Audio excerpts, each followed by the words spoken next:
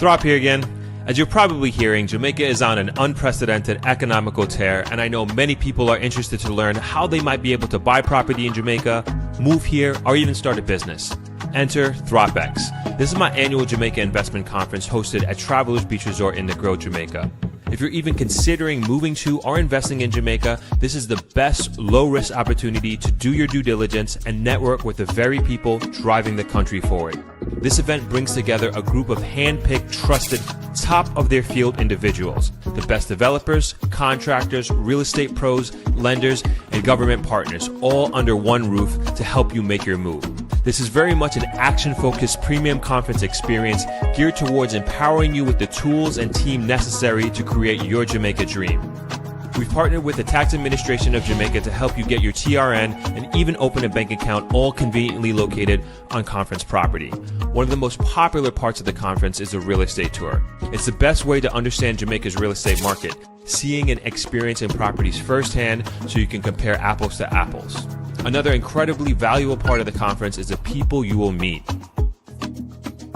Attendees have been some of the most dynamic, inspiring individuals I have met doing incredible things with their lives. As always, this year will be fun, educational, and actionable, giving you the tools, insights, and connections to invest, build, and move to Jamaica. For more information, please visit Throp-X.com and join our mailing list. My name is Daniel Grizzle. I'm the managing director of Charela Inn, which is a family-owned and managed small 59-bedroom hotel situated right in the center of the famous Negril Beach.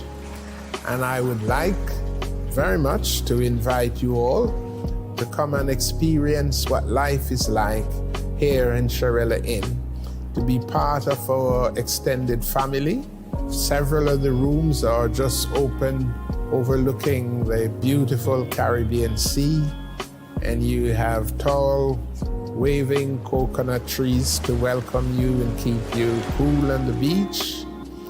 And you have a warm and interesting staff here ready to keep you comfortable, to make you feel at home, and to enjoy that you stay happy and peaceful.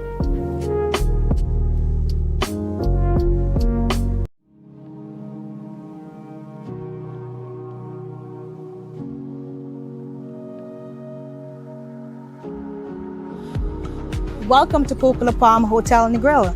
My name is Kimisha Brackett. I am the sales and marketing manager here on property. At this property, we're a standalone hotel owned by a Minnesota family. We have 107 rooms on property. Our rooms catered for adults and kids. We have rooms with 2 beds. We also have suites, ocean view suites, Coco suites, junior suites.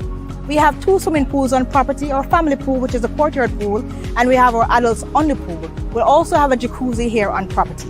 We have our restaurant, Marley's by the Sea restaurant, that caters for breakfast and dinner on a daily basis. We have our Marley's Beach Bar and Grill that caters for lunch. Come and walk with me. Let me take you to the beach, our beautiful 7 Miles Beach, right where we do most of our activities. We have our activities that we done daily. We have our cocktail party that is held every Monday at 6 until 7 right here on property. Complimentary cocktail for our guests and hors d'oeuvres. We also have our entertainment on Wednesdays and Fridays. On Fridays, we have a full cultural showcase, the fire-breathing dragon on property and a full cultural show. We have our spa on property. If you want to do your massages on the outside or indoors, we can do that for you. We also have a gift shop on property that caters for all Jamaican souvenirs. Whatever you left at home, you can get it in our gift shop. Come and enjoy the beautiful property, Coco Palm Negril, here in Jamaica.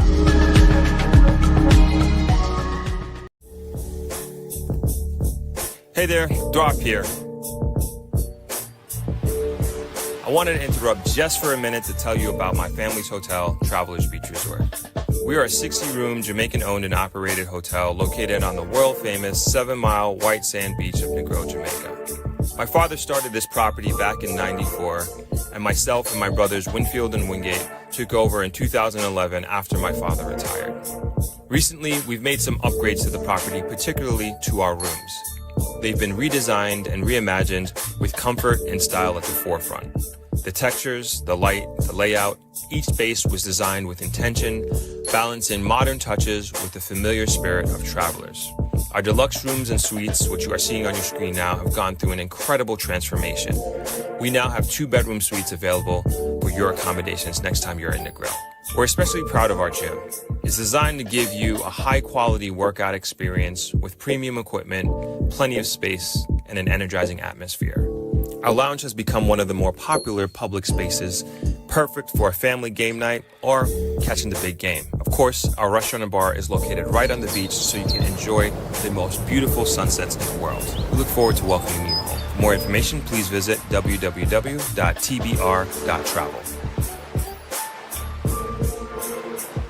Welcome home.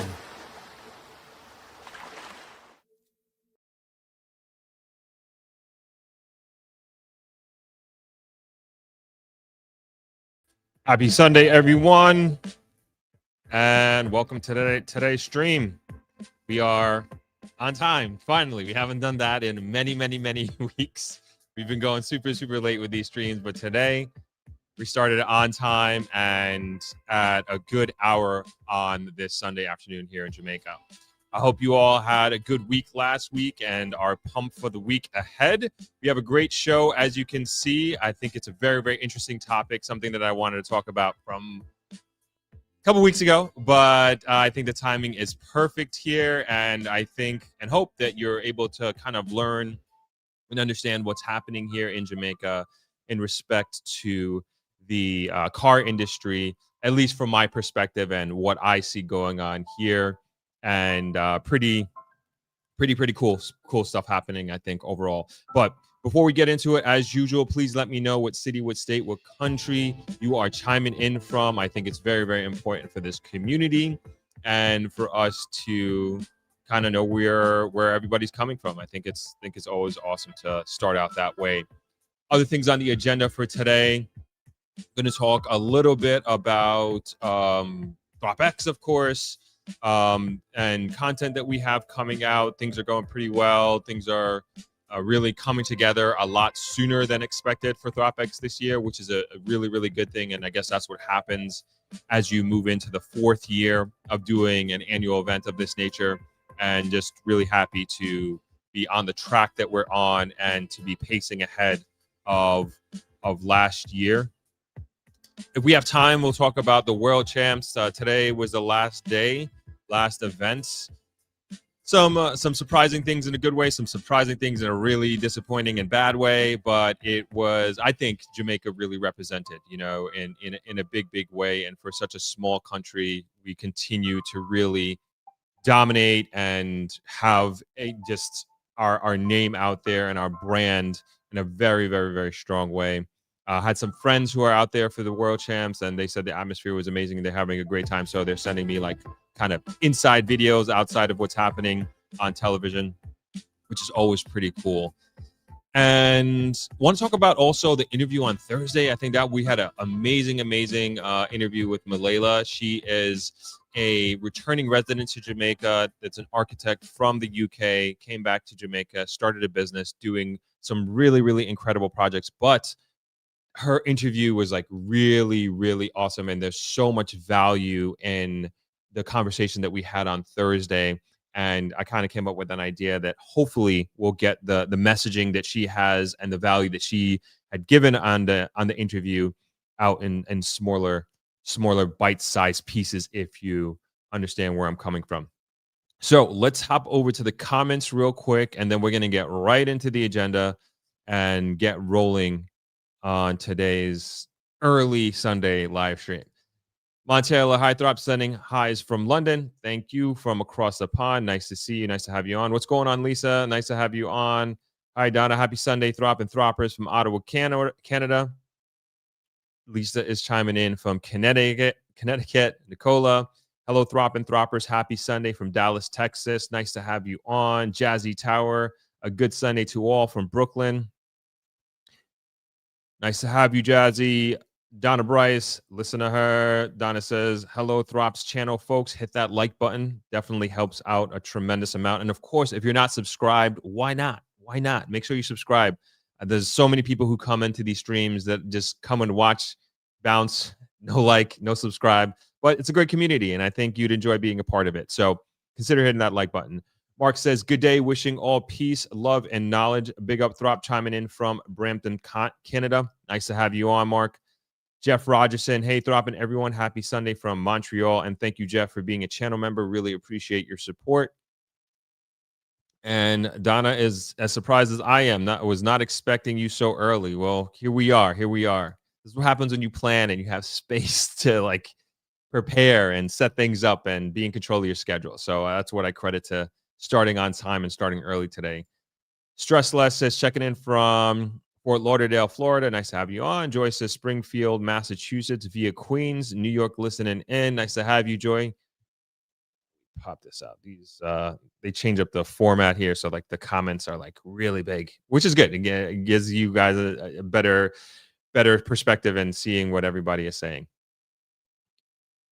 M. Noel says, welcome, Throp, and everyone listening from Decatur, Georgia. Nice to have you on. Kevs is Glayn, Ontario, Canada. Nice to have you on. And chiming in from New York / Florida. Leonard from Canton. Good to have you on. M. Knows, love that. The Jamaican brand. That's right. That's right. Talking about the world champs. Carlene, hi, everyone. Carlene, New York in the building. Mr. Info, hello, everyone. Sending positive vibes from Stonecrest, Georgia. Mikhail, greetings from St. Martin, Dutch side. Nice to have you on. Caribbean is in the building. Brian, happy Sunday all. New Jersey from Jamaica has got a lot of great global coverage right now. Tremendous. Really, really, really great getting our brand out there on the world stage in so many ways, and at the World Champs. It was amazing. Chris Hill, what's going on, man? Hello, Throp in chat, checking in from Panama City, of course, as usual. Nice to have you on, man. Joy Turner, happy Sunday from Amherst, Nova Scotia. Happy to be here. Happy to have you. Chris Nicole, happy Sunday from Iowa. Greetings, everybody. Thanks for being here this Sunday, and it should be a nice one. Always nice to hang out with you, and very grateful for you to spend time with me. So, first things first, let's hop into the interview that we did on Sunday. We're gonna get into the cars in a second. I'm gonna throw this in the chat there. I'm gonna do this just real quick, just so we can get into the cars. I know that's what most people are here to talk about. So why doesn't it go in and through? All right. So I did an interview with Mlela, who I mentioned before is an architect. Check out the interview. We went about an hour and a half, like phenomenal interview, talking about from like her professional perspective, but then also she just drops so many gems on her transitioning from the UK to Jamaica, how she got into starting her business, which wasn't initially her plan. And then also she gave a lot of perspective and insight on just different opportunities in Jamaica to start different businesses and why. And one of the main things that she touched on, and I think we talk a lot about here on the channel, is seeing gaps in the market, in particular with giving good service. And we didn't get into it heavily, but we understand this. I think we've all experienced at some point in time, in some part of the island here in Jamaica, of just having unnecessarily poor service. And that doesn't necessarily have to be at a restaurant. It could be at a grocery store. It could be at a cook shop. It could be at a dealership, wherever, and this is something that is throughout the society and that we complain a lot of. The bank, that we complain a lot about. And she was basically advocating and suggesting that if you, and I believe this, if you start a business here, and she went through different businesses that you can start, but if you start a business here and you just do the basics of giving decent service to your customers, whether it's you're in the product side of things or in the service side of things, but if you give good customer service, you will do exceptionally well here, because it's just not the norm. And that's just the reality. It's just not the norm to just have what maybe where she's coming from or where I come from in the UK and the US, where there's just like a baseline of expectation of the service that you're going to get, whether you're going into a Target, a Walmart, a 3-star, 5-star restaurant, the corner store. There's an element of basic service that you're expecting when you go into these places.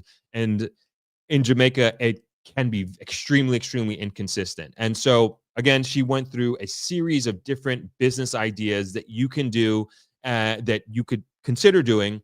And if you just do the basics in the services and giving good service, you will do very, very well. And so check out the interview. I put it there in the comment section. But I think what I also got inspired from this conversation, and it's just more than business ideas, I'll tell you that, is that there were so many different subjects that we were talking about, and she just did an excellent job of articulating her ideas and her experience. And I'm just like, man, there's not going to be a lot of people who are going to sit through an hour and a half, particularly a live stream like that. And so I was like, man, I got to start a clips channel. I got to clip this out, because I wouldn't put this. I've done this before where I put clips on my channel and they just don't do well. And it's just not good, like how the algorithm is constructed. So literally that same night, or maybe the day, is either same day or the day after, I just started a Throp-X clip channel. And I just put one of the clips up there. So from now on, I'm going to try to do just, and it's also a lot easier for me. It's almost no editing. I'm just cutting out different sections of interviews and putting it up there on the clips channel. So you can just go in, get the meat and potatoes, and get out. And you can just get the value out of these videos. And that was the inspiration that I got from have the conversation that I had with Mlela. So if you would, you can go to Throp-X. I have the link right there. You can go to Throp Clips. I should get it right, and subscribe there, and you can see exactly what I was just talking about, which is the business ideas, and that was something that a lot of people I saw in the chat and the comments were just resonating with. And like, yes. He even gave like a good idea about starting a nanny service. And I'm not in Kingston. I don't have kids, so I'm not really privy or don't have the experience to relate to this. But you're just saying, like, and she also brought this idea from London, where there are branded nanny services that have a certain level of experience, that are certain brand, if you will, and high level service, I should say. And she was saying, if you did something like that here in Jamaica and you had different branches, like, people are just going to know that nanny brand, and they're going to put their kids and send their kids there with those nannies or childcare services. And you do very, very well. And so it was just more and more ideas of that nature. So I would just encourage everybody, take a look at the long form video. I have one clip up. I'm going to put out more clips. Subscribe to the Throp Clips channel. And we're like, this is just my idea of like, man, people, I was just thinking like, man, people really need to hear what she's saying. People really need you really resonate.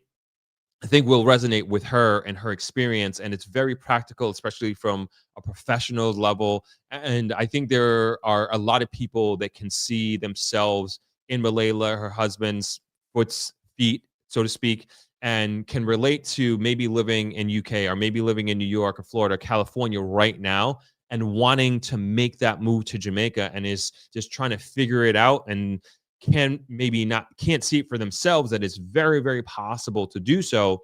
And Mlela has, in a great and brilliant way, articulated it very, very clearly in that interview. So check it out when you get a chance. All right, so let's get into the let's do comments first, and then we'll get into the cars, which I know most people are here for, and I'm very, very excited to talk about, as a matter of fact. And we'll get rolling. Donna J chiming in from Staten Island, New York. Thank you for being a channel member, Donna. Really appreciate your support. Crystal is in Iowa. The Foreign Speculator is in London. Thanks for chiming in. Ricardo says lots of progress. Let's go. KJ Martin, hey Throp from St. Louis. Have you seen the finance minister tweet about Jamaica 2028 Treasury bill trading lower than the US? No, I did not see that. Thanks for the heads up. Marcia is in the UK. Thank you for joining, Marcia. Nice to see you. Kev, totally agree with you on the customer service in Jamaica. Joy says star rating establishments, hold them accountable. M. Knowles, if the subject is interesting, I will. I'm here this Sunday. Awesome. James, what's good, Throp? What's going on, man? Thanks for chiming in. Thanks for being here. Marion says, chiming in from Cape Carroll, Florida. Nice to see you. Chris DDS viewing from Omaha, Nebraska. Glad to have you on. Also want to do a quick shout out. We'll do this again a little bit later, but a quick shout out to like our sponsors. These are all our hotel sponsors for Throp-X this year. Really, really great hotel. Like every hotel there except for Princess is a small hotel in Negril.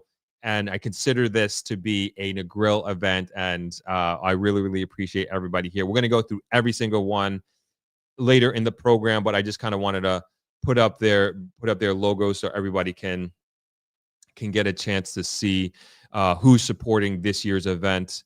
And also, and Princess is the largest hotel in Jamaica, and they're supporting us this year, and I appreciate it. And I was actually there hanging out yesterday, had a great time.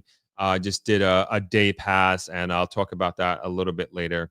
But let's get into the meat of the matter today, which is the Chinese cars here in Jamaica. And so I want to preface this discussion by saying, like, this is from my perspective. This is from my experience, one, first and foremost.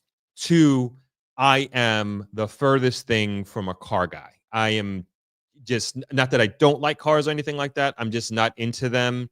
I don't know much about engines. I don't really know much about certain brands. I know brands, but like, you know, when people are talking about BMW, this or X that, like I honestly don't have a clue. Same thing with Mercedes. I know what a Lamborghini is. I know what a Ferrari is, that sort of thing, but super, super high level. So want to preface our discussion and put context to that. With that, though, I do believe that I would fall into the category of, and please agree, disagree with me on this. I do believe that I would fall into the category of the average car consumer and the average potential car buyer, in that I am, and this is just, again, my perspective, I am looking to, in buying a car, I'm just looking for the fundamentals. You know, I want something that is comfortable. I want something that is reliable. I want something that is safe. And then also for me personally, like technology is very important to me. And when I say technology, it's like when I turn the car on, does my phone connect to the Bluetooth, right? And like, I am happy camper. I could listen to my music. I could listen to my podcast, and I could go about my business. And those are like, it sounds simple, and maybe people are looking for a little bit more than that. But like, I know for me, that's pretty much what I'm looking for in a vehicle, say in 2025. And, you know, that's about it. You know, that's about it. So just want to preface our discussion with my perspective. And then also it just gives you, like, you know, who is this guy and what is his relationship with cars? And does that resonate with me? Can I understand where he's coming from? So I just wanted to put it out there, and from that perspective, right? All right. And so the next thing is, I have been, as you may or may not know, last year I did a car show. So I did an electric car show at Throp-X in November 2024. And I had the opportunity, I partnered with ATL Automotive, and I had the opportunity to interact with the best of the vehicles that they have to offer.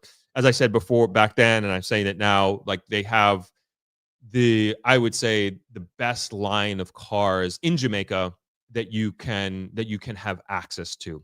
And I don't think there's much argument there. It's just the reality. And I had the opportunity in my mind, again, to sit down and experience in a limited way the best vehicles that there are to offer in Jamaica from a dealership's perspective in terms of variety. And even though I was focused more on the electric vehicle side of things, I did get to sit down and experience and even drive some of the normal vehicles, if you will. But very, very, very, very beautiful experience. And so we had all those a bunch of those electric vehicles come to the car show last year in November. And that was probably the most amount of variety, if you will, of having like firsthand experiences with these top vehicles. And fast forwarding, what I just say earlier this year, I can't give you an exact date or exact month. There has been like this new car company, at least new to Jamaica, that has been literally just taking over, which is the Jetour. Has anybody heard of Jetour? Let me know. Especially people who are living outside of Jamaica, who are living abroad. Let me know if you're familiar with Jetour. Have you ever heard of it? And this is a Chinese company. This is a Chinese car manufacturing company. I just kind of want to gauge people's experience and knowledge of this vehicle in particular. And so Jetour, the first time I heard about a Jetour was actually working with a realtor, and we were doing a shoot earlier this year, and I'm like, "Yo, what kind of whip is this?" And she's like, "It's a Jetour." I was like, "What's a Jetour?" She's like, "Yo, it's Chinese," and she told me the price that she paid for it, which I think was like don't get me, we're going to get into pricing in a second, so take what I'm saying with a grain of salt right now. I just don't have the numbers off the top of my head. It was like 5 or 5.9 million or something like that for the Jetour she was driving. And it was just like, we're just taking a drive. I'm like, man, one, it looks beautiful, looked very, very beautiful. And it drove really, really smoothly. And then the price, where's my phone? I can do some calculations here. Let's say, let me see. Let me give you guys the accurate information. So the price, I believe, was about 5. Let's see here. I want to say 4 point. No, I think it was like 4.8 million. Let's see. Yeah, it was the Jetour dashing. And I believe she paid 4.8 million. Let's get that in US for you. So I'm going to let's do 155. Let's do an exchange rate of 155. 4.8 million divided by 155. That's $30,000. No, so 5.9. It just came up. Sorry, 5.9. Excuse me. Let's get you guys the right numbers here. 5.9. Okay. 5.9 million. Let's do 155. 38,000. 38,000 US dollars. And mind you, some people, I don't know where people's perspective is on is that expensive? Is that cheap? For Jamaica, that is a very extremely reasonable price for a brand new vehicle that has all the bells and whistles, fully loaded. We're going to watch some videos in a second to kind of give you an idea of the value that you're getting from this vehicle. And that is a great price. And I'm saying that, and I'm just put me back, a few months ago, earlier this year. Just keep in mind, this is the perspective that we're looking at this vehicle from at that given point in time, right? And 5.9 mil, call it 38,000 for argument's sake, US dollars. And I did the car show with ATL the year before, and the prices were, I would say, almost a third to double, right? In terms of an equivalent vehicle. And it's just it's just way more expensive. My numbers might be off, but my point is they were way more expensive.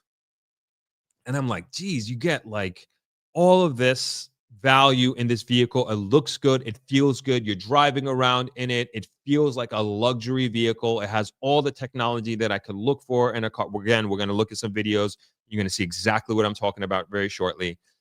And I'm like, what the heck? I was like, this is crazy. How are they doing this? How are they charging such low prices and you get all of this value out of these vehicles?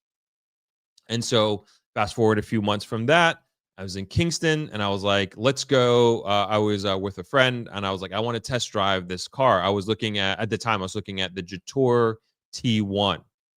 And so, You know what? Why don't we start showing you this stuff? All right. Perfect. All right, we're gonna show you.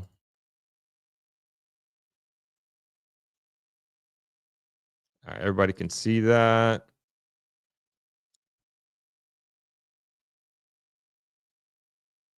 Okay. Let me know if you could hear it. You can. This is the vehicle. We're just gonna go through it real quick. Watch this guy look like a beast. You know, this is the Jetour T2, and they have 3 different models, which I will do a review on in the future. Today we're focusing on this one. This car has a lot of presence on the road, guys, and I don't know if the way our shape, the boxy shape, the lights, this car looks very cool, guys. And you can put in the comments below which car you think it looks like, because a lot of people are saying, wow, that looks like this, it looks like that, you know, but it's a very good looking car. It looks very rugged. When you look at this car, it doesn't scream race car. Well, I'll call it a van. I'll call it a van or a truck. No, it's a SUV. SUV. So from the looks of the wheels, the arches, the roof rail, it has this nice yellow trim in it that matches back with the wheels and the beads on the wheel. So this is obviously Asafa Powell's. This is his car channel. I'll throw this video in the comments and you can watch the full thing. But as you can see, it's a beautiful car. This is not the car I was originally referring to. This is the one that I was personally looking into.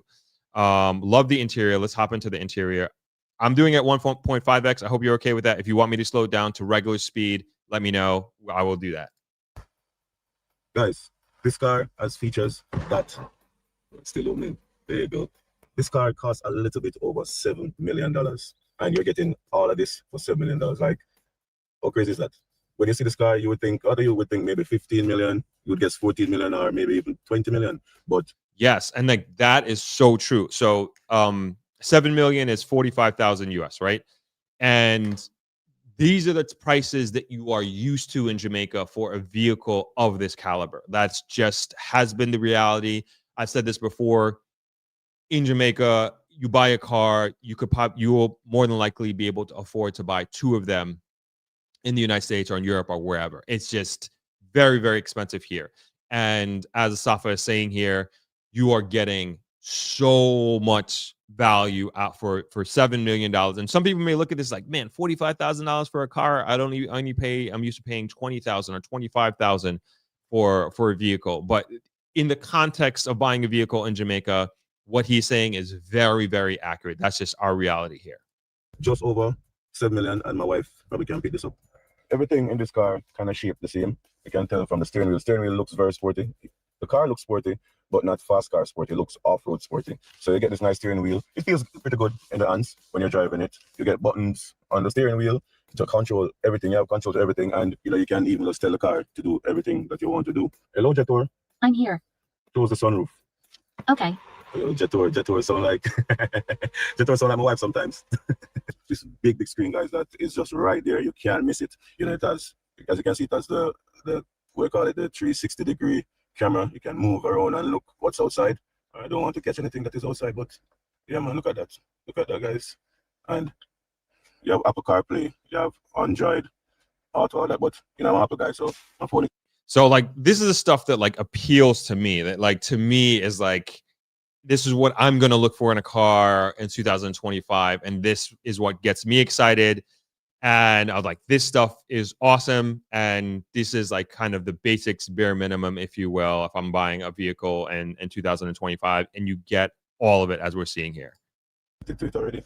It has a pretty good music system, sound system. This shifter, I like the shifter right here. It has wireless charging. And I was saying, I told Jetour to open the sunroof, and it's a full panoramic sunroof. So the passengers also have, you can manually open the sunroof right there. So let me slide all the way back.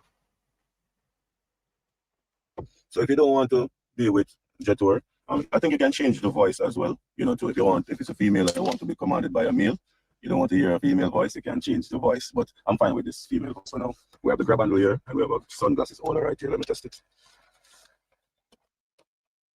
It doesn't have to be sunglasses, kind of glasses. Let me get back to my cool self. So the seats, guys, the seats are very comfortable. We drove, for 2-3 hours down to Westmoreland, and the seats are very comfortable. The car drives pretty well, and we're going to go for a test drive in a minute. but just want to walk through this. Has a lot of the bundles. Like, look at this. This is a real off-road car. I don't know if you're seeing what I'm seeing right now, and which is one of the biggest drawbacks that I had. If anybody can guess what I'm talking about, let me know. But this is one of the biggest drawbacks to buying this vehicle, and I'll tell you about my own driving experience in it shortly, because I did do a test drive in Kingston. Maybe I should take it off-road. Maybe take it to the hills. So we have your off-road modes, and like I said, we're gonna test this out on a test drive. There's a lot of storage space, huge. Put so much money on this. There's a fridge. There's a fridge inside. I can feel the thing blowing. And then you have storage under here as well. You have storage for your phone. You put the phone there or whatever it is. Huge pocket. Let's go in the back seat. So I'm 6'3", guys, and probably can tell I'm sitting very comfortable in this car. Wiggle, wiggle, wiggle, wiggle, wiggle, wiggle. And that's right. You guys got it. Alfonso and Chris. It is the steering wheel. It's a left-hand drive, and I could tell you, I'll just go into my experience right now while we have the video paused, is when I was in, when I did, so I was inspired by driving passenger side with the real estate agent here in Negril on the tour with the real estate tour with the Jetour that she had, which I believe is the Dashing. And then I started to look into what other kind of vehicles that they had available, and then I saw the T2, and then I started doing crazy research on the T2, and I was just seeing like they were driving this thing in it very, very popular in Dubai. They were driving up and down the sand dunes, and there was just like one particular guy who was just like a super advocate for these vehicles in Dubai, and I started following him and started doing all my research and that sort of thing. And then I was like, all right, I got to test drive this thing. And so I go to Kingston, and we'll get back to the video shortly. I go to Kingston, go to the Jetour dealership, and they graciously set up the test drive right on the spot. And I could tell you, and kind of what, if you can tell by what Asaf is saying, is that you get a lot in there, and it felt luxury. Like immediately, it felt luxury. And again, going back to what I prefaced this conversation with, and who I am, and what I'm looking for in buying a vehicle, and what I expect out of a vehicle in 2025. Not a car guy. I'm comparing myself sitting in that vehicle, driving it. Hearing the cabin noise, if there is a lot of cabin noise, the smoothness of the drive in Kingston, and then I'm comparing it to the vehicles that I sat in and worked with at ATL Automotive a few months before in November.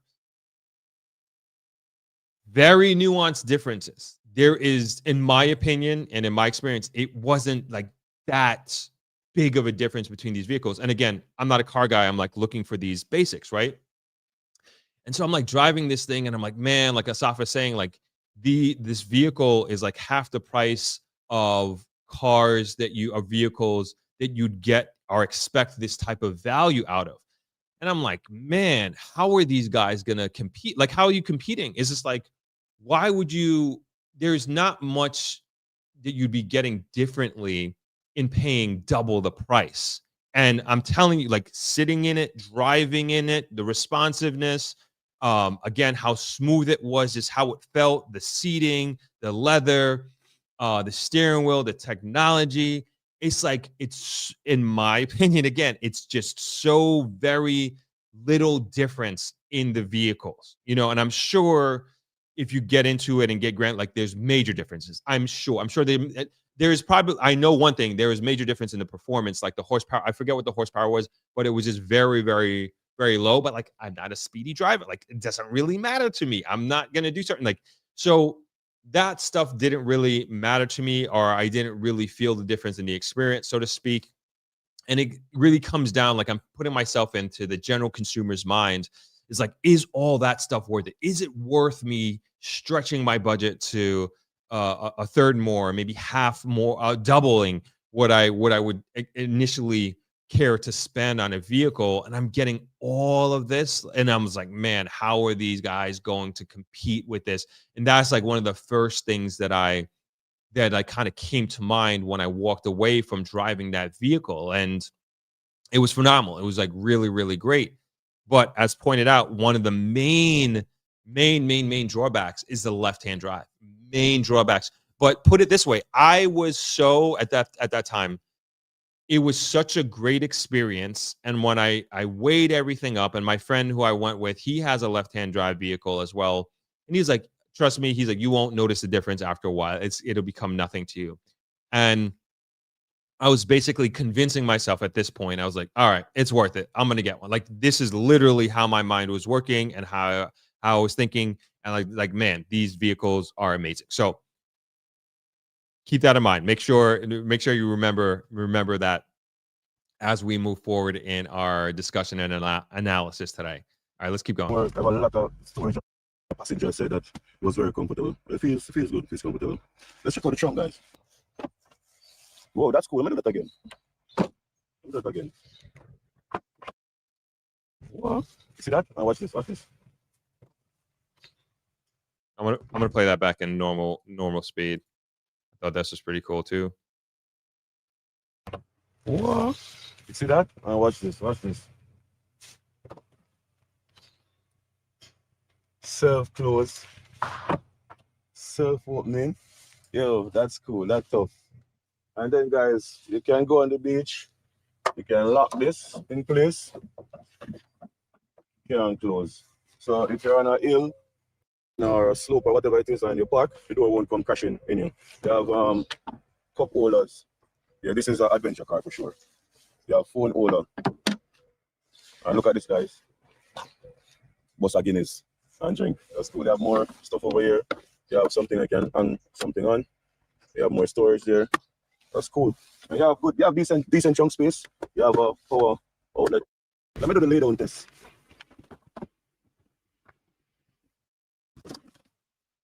Oh, have some space I can put things under here. Like that. Camera. Let me see. Oops. Okay, there you go. Oh, not this. Disable them if the sound's a bit too sensitive. You can turn it down so it's not as sensitive. So whenever you go close to something, it's not making too much noise. So cool. And it still maintain that feature in a car, or one part of the car, that I always find to be very boring. But in this car, look at the key, guys. Key is very cool. And it still maintain that shape. You see, it looks like the steering wheel in a sense. Still maintain that shape that I was talking about. So the key is very cool. And once you put this in your pocket, you won't need to take it out again. But it's always good to look at whenever you get two keys, you get a white one and a gray one. This road is pretty bumpy. Well, a lot of potholes, but it drives very well right through it. And from the looks of it, guys, you can see that it's very rugged. It's very tough. You know, it wasn't meant for things like this, going through potholes. And you see, you get the front view. Skipping through. View, wide angle. Footage. Let's look at the front footage because we're going through some potholes and we want to make sure you can go left and right. Oh, that's it. Split it up. So we're driving the Jetour out on the road, guys, and I know people might be wondering how the suspension feels, you know, the steering how it feels. It's very firm, guys, and firmer.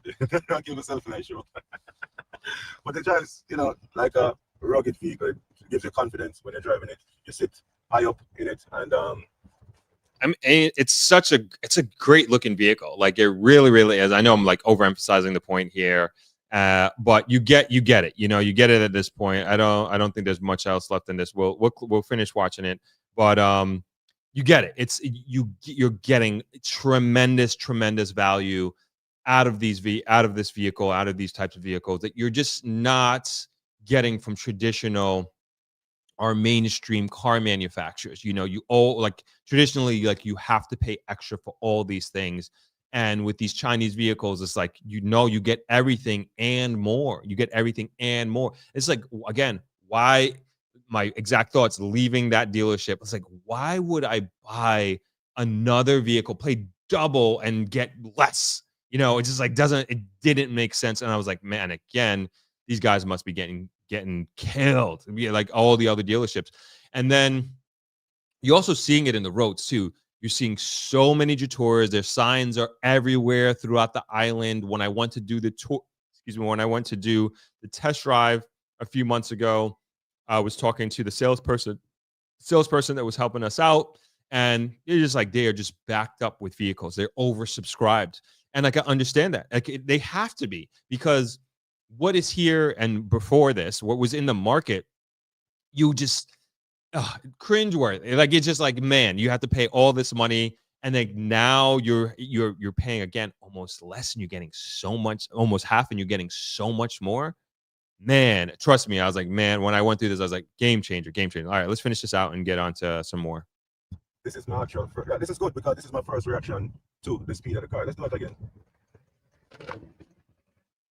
Oh, no, man. Trevor, come on and kick, man. Okay, so we're in normal mode all this time, so seems like there's some more power in it, guys. So this is Echo, rock, what? Rock, mud, snow. We don't have snow in Jamaica, but sport. That's what we want. So turn around right here and go.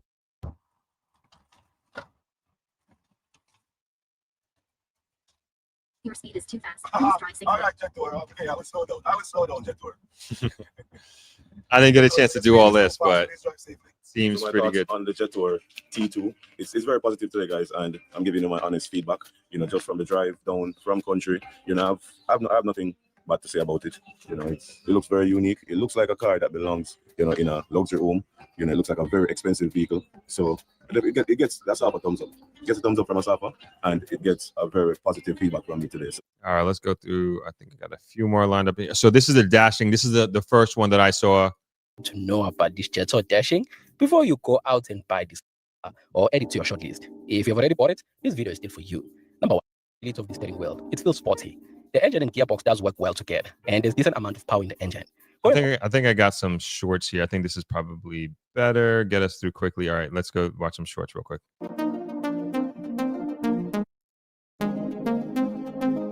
I'm gonna mute it because of copyright, but as you can see, like, very, very beautiful looking vehicle from the outside looking in. Inside is just as nice. And this one is I think the 5.9. Yeah, the first one that we did in terms of the pricing. All right. All right, we'll cut that one out. This is, I want to see the inside. Oh yeah, here we go. This one goes to the inside. Very beautiful inside, leather interior. You know, when I sat down in it, very, very comfortable. I thought, and like I said, I didn't drive this vehicle. I was a passenger, but it felt luxury. It felt smooth. Very, again, all the bells and whistles with the technology and everything like that. And that's the key, as you can see, as Asafa was saying, pretty cool key. Feels great. All right, you get the point. I'd say check these vehicles out for yourself when you get a second. And so we'll leave Jetour there for right now, right? And so let's go to their, as a matter of fact, let's go to their website real quick. All right, so this is their website. I'm not being paid or anything sponsored by anybody, any dealership. I'm just presenting you all like the rawness of what's happening here and what's going on in the car market. So take a look at these vehicles for yourself, and make your own decision if you're in the market for a vehicle. But it goes to show, like, and my point here, and overall point here, is like the car market in Jamaica is changing. Like, so I mean, this is almost overnight, and you'll see what I mean by overnight in very, very shortly, right? So this is their lineup. This is Jetour, Jetour Jamaica. These are what their vehicles are costing: 6.997 million. This is the T1, I think. Safa said the T2 was 7 million, I believe. This was the it's going so fast. But we get an idea, right? We get an idea. So what I would say, what like inspired me, hopefully I can bring it up real quick. What I was saying inspired me to have this live stream and to begin with was Adam Stewart. He is the CEO chairman of ATL Automotive, Sandals Beaches, and he had put out a video across his social media platforms announcing this new Chinese brand of vehicle coming to Jamaica. And it was like all over social media, We're gonna watch the video and in a short second, and you'll see where I'm going with this. But without question, it was in response to what was happening with Jetour, and I can't tell you like how you can feel how disruptive this company was in the car market, because things are just going along as it always has been, relatively always has been. And then this car company, Jetour, came out of nowhere and just changed the game. And it goes back to, again, if I'm going to be considering myself to be the average car consumer, the average person considering buying a vehicle in 2025, 2026, and beyond, these are the factors that I'm going to be taking into consideration, right? And again, I ask myself the question, why would what would make me pay double if I'm a person who just cares about the fundamentals, right? I want to make sure my car starts, it's reliable, it has the basics of technology, my phone connects, the music plays, my podcast plays, Apple AirPlay or the whatever the Android equivalent is, I'm sorry, in the vehicle, GPS, yada, cameras 360, like all that stuff is great and amazing, you know? And these are the basic things that I'm looking for, right? A quiet cabin, having a luxury feel to the vehicle, and the leather trim and the seats are beautiful and I'm very, very comfortable. If I'm getting all of that for, in some cases, half the price, again, as an average consumer, as somebody who's looking for the very basics and fundamentals in a vehicle, if I can pay half the price that a few months earlier I would have to pay double the price for, why would I do that? And that is, I think, a fair question to ask. And you can't blame the market. You can't blame the consumer for just switching over. And again, the at least in the T2, T1, it's a left-hand drive. So the vehicle and the vehicle experience had left such an impression.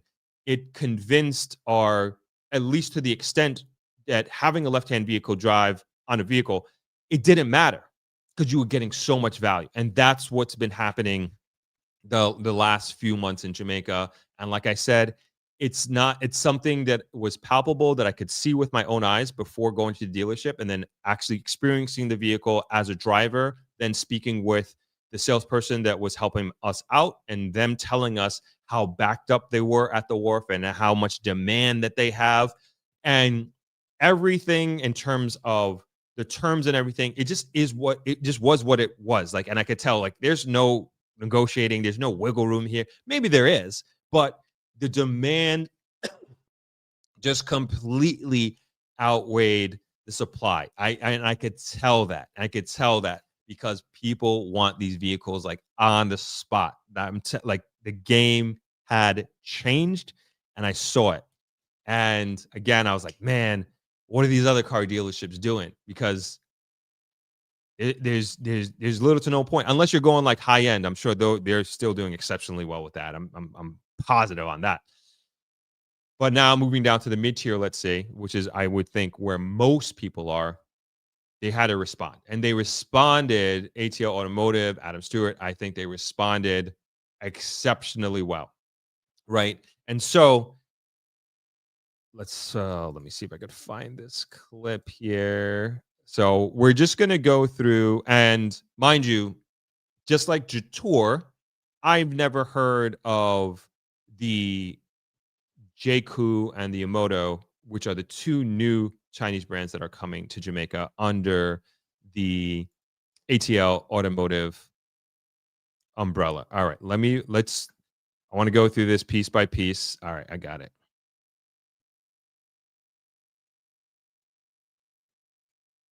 And we're just gonna watch. We're gonna watch Adam's video from the beginning. If I could find it. There we go. All right. So this is their Instagram page, ATL Automotive. And as you can see right on the front, ATL Automotive, newest car brand, Amoda and Jaecoo. And these are their prices. Chopped down again, lower than the Jetour. And again, the Jetour was exceptionally low coming into the market. I don't know if low is the right word, affordable, whatever you want to use. But when I saw this announcement, I was like, oh, this is crazy. And these are their prices, which come in lower than Jaecoo, even lower than the Jetour. So let's watch it. Let's watch the video from Adam, and then we'll go into their vehicles and into their line. Hi everybody, Adam Stewart here, bringing you some big ATL automotive news that I'm so proud to share with you personally today. The automotive market in the Caribbean, and in fact the world, is shifting. Drivers are demanding more technology, more value, and more efficiency without any form of compromise. For some time now, my team and I searched the globe for the future brands to match the demand here in Jamaica and indeed across the Caribbean. And now the wait is over, and I'm absolutely thrilled to introduce to you today the twin brands of Amoda and Jaecoo. These are two of the fastest growing brands in the automotive world, and we cannot wait to welcome them to our shores here across the Caribbean and Jamaica. So why now, and why Amoda Jaecoo? The answer is quite simple. Customers want SUVs that blend advanced technology, right-hand drive safety, long warranties, and dependable parts and availability, all at a price that makes sense for their lives and their pockets. That's exactly what Amoda and Jaecoo deliver. Born as sub-brands of the Cherry Automobile Group, Amoda and Jaecoo are rewriting the rulebook. They're taking markets like the Middle East, South Africa, Australia, and Europe by absolute storm. And soon, they'll arrive to the shores of Jamaica and across the islands of the Caribbean. These vehicles are built for our Jamaican and Caribbean roads and our people. They'll cruise effortlessly across the North-South Highway, provide comfort and luxury in the hustle and bustle of our cities, and handle the steep inclines of the Jamaica Blue Mountains with ease. They'll do it all and more. We'll be launching with 5 incredible models, every one fully loaded, with 7-year warranties and 3-year service plans, and each packed to the brim with features as standard. I can tell you right now, pound for pound, these will be the most affordable new cars on the Jamaican streets, bar none. As always with ATL Automotive, you'll have dedicated showrooms not only in Kingston, but indeed Montego Bay, and stay tuned for future announcements in other parts of Jamaica. Amoda Jaecoo drivers can buy with absolute confidence wherever they're located. And unlike new arrivals that bring in left-hand drive cars at premium prices, every Amoda Jaecoo here is purpose-built right-hand drive, the only safe and sensible choice for our roads and indeed our customers. Take the Amoda C5, a sporty petrol SUV that redefines style and is loaded with technology. With its signature diamond matrix grille and dual 10-inch screens, it's the perfect blend of fashion and technology at prices never seen before. Customers looking to move into the electric segment. The Amoda E5, fully electric, silent, powerful, and futuristic. The E5 will deliver cutting-edge efficiency with a huge 500-kilometer plus range. Then we move into Jaecoo, where we've got the Jaecoo J6 EV, the bold SUV for those looking to make a statement and ready to go further. Striking design, fast charging, and the capability to handle both city streets and the Caribbean's most rugged terrain. We're really excited about the J7, where performance meets precision. With petrol and plug-in hybrid options, we'll have both here. The J7 boasts a huge 14.8-inch touchscreen, heads-up display, facial recognition technology, and head-turning two-tone color options, and much, much more. And last, but definitely not least, is the J8. The J8 is the brand's flagship SUV. It's big, it's powerful, and it's absolutely refined. Packed with technology and comfort, the J8 is built for drivers who demand all of it and everything in one package. As Jamaica and the Caribbean's largest automobile dealership group, selling thousands of cars every year and servicing tens of thousands more, we've built a brand new team, added service ramps, and stocked parts from day one, supported by expertise and the tools required to keep you on the move. Ladies and gents, The next chapter of mobility is coming. 5 exceptional models, right-hand drive, ready for Jamaica and the Caribbean. Pre-orders open in October with demo units arriving in November. Deliveries will start in December 2025. This is more than a launch. It's an absolute movement in mobility. Stay tuned for more exciting news on the models, the brands, and our plans. But take it from me, this is the ultimate game changer, opening up car ownership in Jamaica and the Caribbean like never before. Yep, I agree. I think this is definitely a game changer. And like I said, exceptional response by the ATL Automotive Group. And those are the prices right there. So the Amoda C5, let's just do some quick math here. Again, we're just using 155, so 4.8. That's called $31,000 US.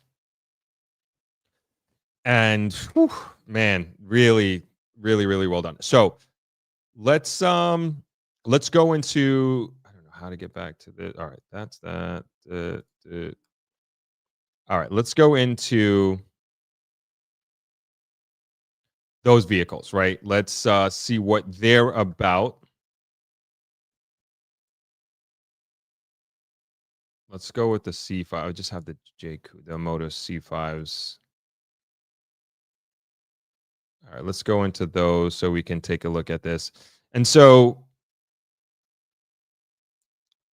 as you can see, especially compared to, I would say, your American and European vehicles, especially, like, you're just getting so much. You're getting just so much more. So let's watch some videos here and go through.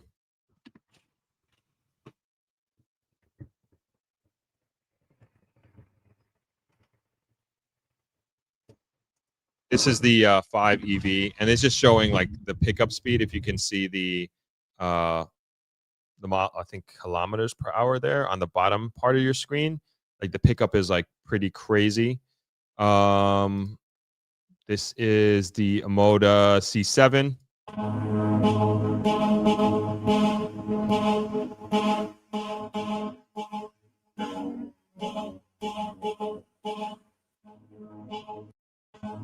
Beautiful car. Like, again, beautiful cars. Like, really excellent. I mean, I'm blown away.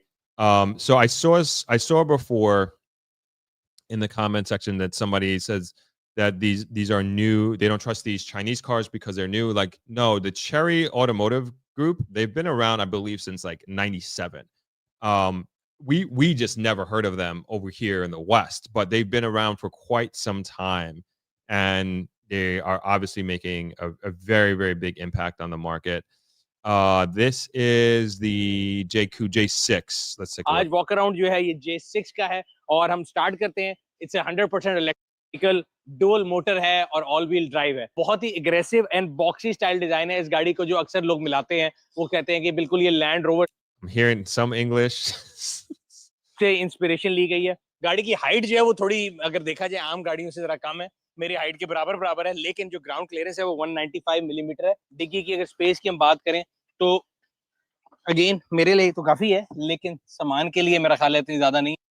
Yeah, there was, I'm just saying some questions here. No mention about warranty, service, resale value, charging, setup costs, and power grids. Yes, there is a 7-year warranty that was said. He said in the video, and a 3-year service package that comes with it. That's what was said in the video. You probably missed that. All right, I want to see more of the Amodos. I think I just only have mostly Jaecoo videos, but let's.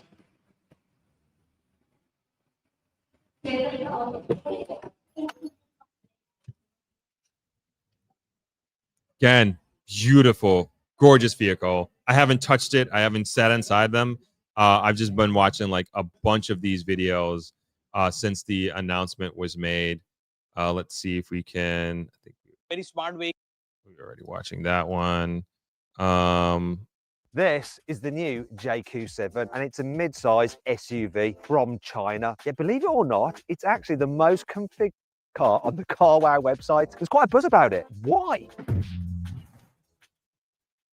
Car prices have been going crazy recently. Here are some of the most configured cars on CarWow. Look at how much these cars' prices have gone up in the last 5 years. Thankfully though, you can still save money on these cars through CarWow, and this is how much is available right now. The Jaecoo is supposedly a bit of a bargain compared to some of these cars. So how does it compare? It actually looks quite nice, doesn't it? I sort of like the design of the logo as well. There are hints of lots of other cars. So like, I think these vehicles look great from the outside. Like, but again, what I'm most impressed with is, and what I would say I concern myself with most, is the feel of the cabin inside and the drive. I don't have any idea what it feels like to be in there, but like from all the videos that I watched, it seems to again give you that luxury feeling that you'd expect from like a Mercedes-Benz or BMW or Range Rover. Like that's the feel that you get again from the average consumer. I'm sure the car people are probably ripping their hair out like, no, there's this difference and that difference. But I'm telling you from like an average consumer experience mindset, it is very similar. And I sat in all of these vehicles, all of them. And there are, yes, nuanced differences, but it's not like, you know, in the year 2000, like you can feel the difference between a XYZ Mercedes-Benz and a Honda Civic. There was like, it's a night and day driving experience. It's a night and day sitting in the vehicle experience. It's a night and day experience from the seats to what you get in the technology. I'm telling you, that gap is just so much closer, and it's just so much more finite, the difference between those vehicles. And that's just kind of the reality that we're living in right now. So I also like the fact that these handles are hidden, like the Tesla. That's the first time I've seen that before, and you can see that they're hidden here. They're not popping out. But let's go. Oh, it has. There we go. Pops We'll right go out. inside in a bit, but it is looking very nice. I like the look of it for a mid-size SUV. It looks like, oh, that's pretty smart as well. That is graphic. I reckon if this, like a European car, we're talking about 40 grand, it's fully loaded. Now this is the plug-in hybrid version here. You can get petrol.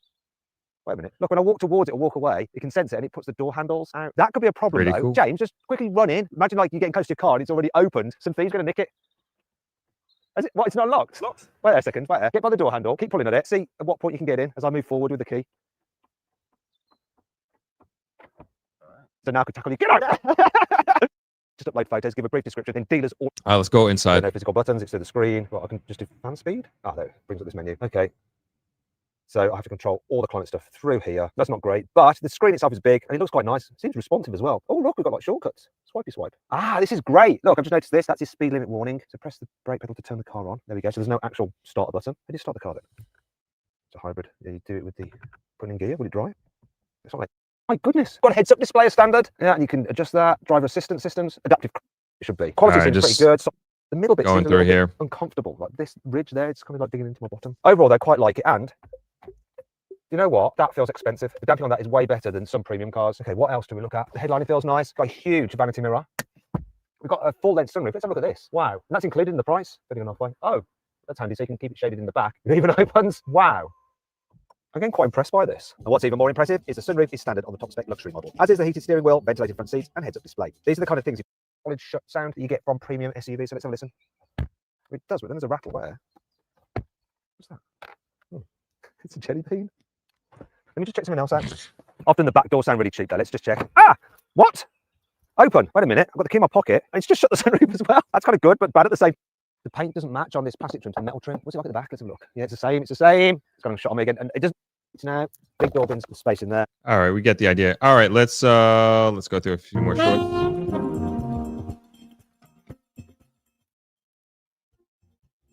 This is the Jaecoo 7.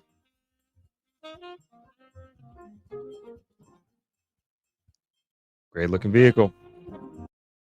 If you saw this car behind you in your rearview mirror, you may think it's a Secret Service, but it's not. It's the brand new Jaecoo 7, and this car's here to rival the Audi Q3, the Hyundai Tucson, and many more in that category. And at the back, we have a Range Rover. Pretty cool styling. Light bar, fake exhaust, and a little wiper tucked away up there. And fear not, unlike most cars these days, this comes with an engine, a petrol engine. It also comes in a plug-in hybrid. The boxy shape means there's lots of space inside here, and I'm instantly drawn to the 14.8-inch display. You've got Apple CarPlay and Android Auto wirelessly connected. You've got a charging mat which keeps your phone cool at the same time, heads-up display and adaptive cruise control. Inside the boot, there's lots of space and tie-downs, and an extra thing you don't see very often nowadays, a spare wheel. If you saw this All car... right, let's keep rolling here. Oh, we watched that one already. I believe we watched that one again already. That's beautiful car. Beautiful, beautiful car. And let's just skip through this one real quick.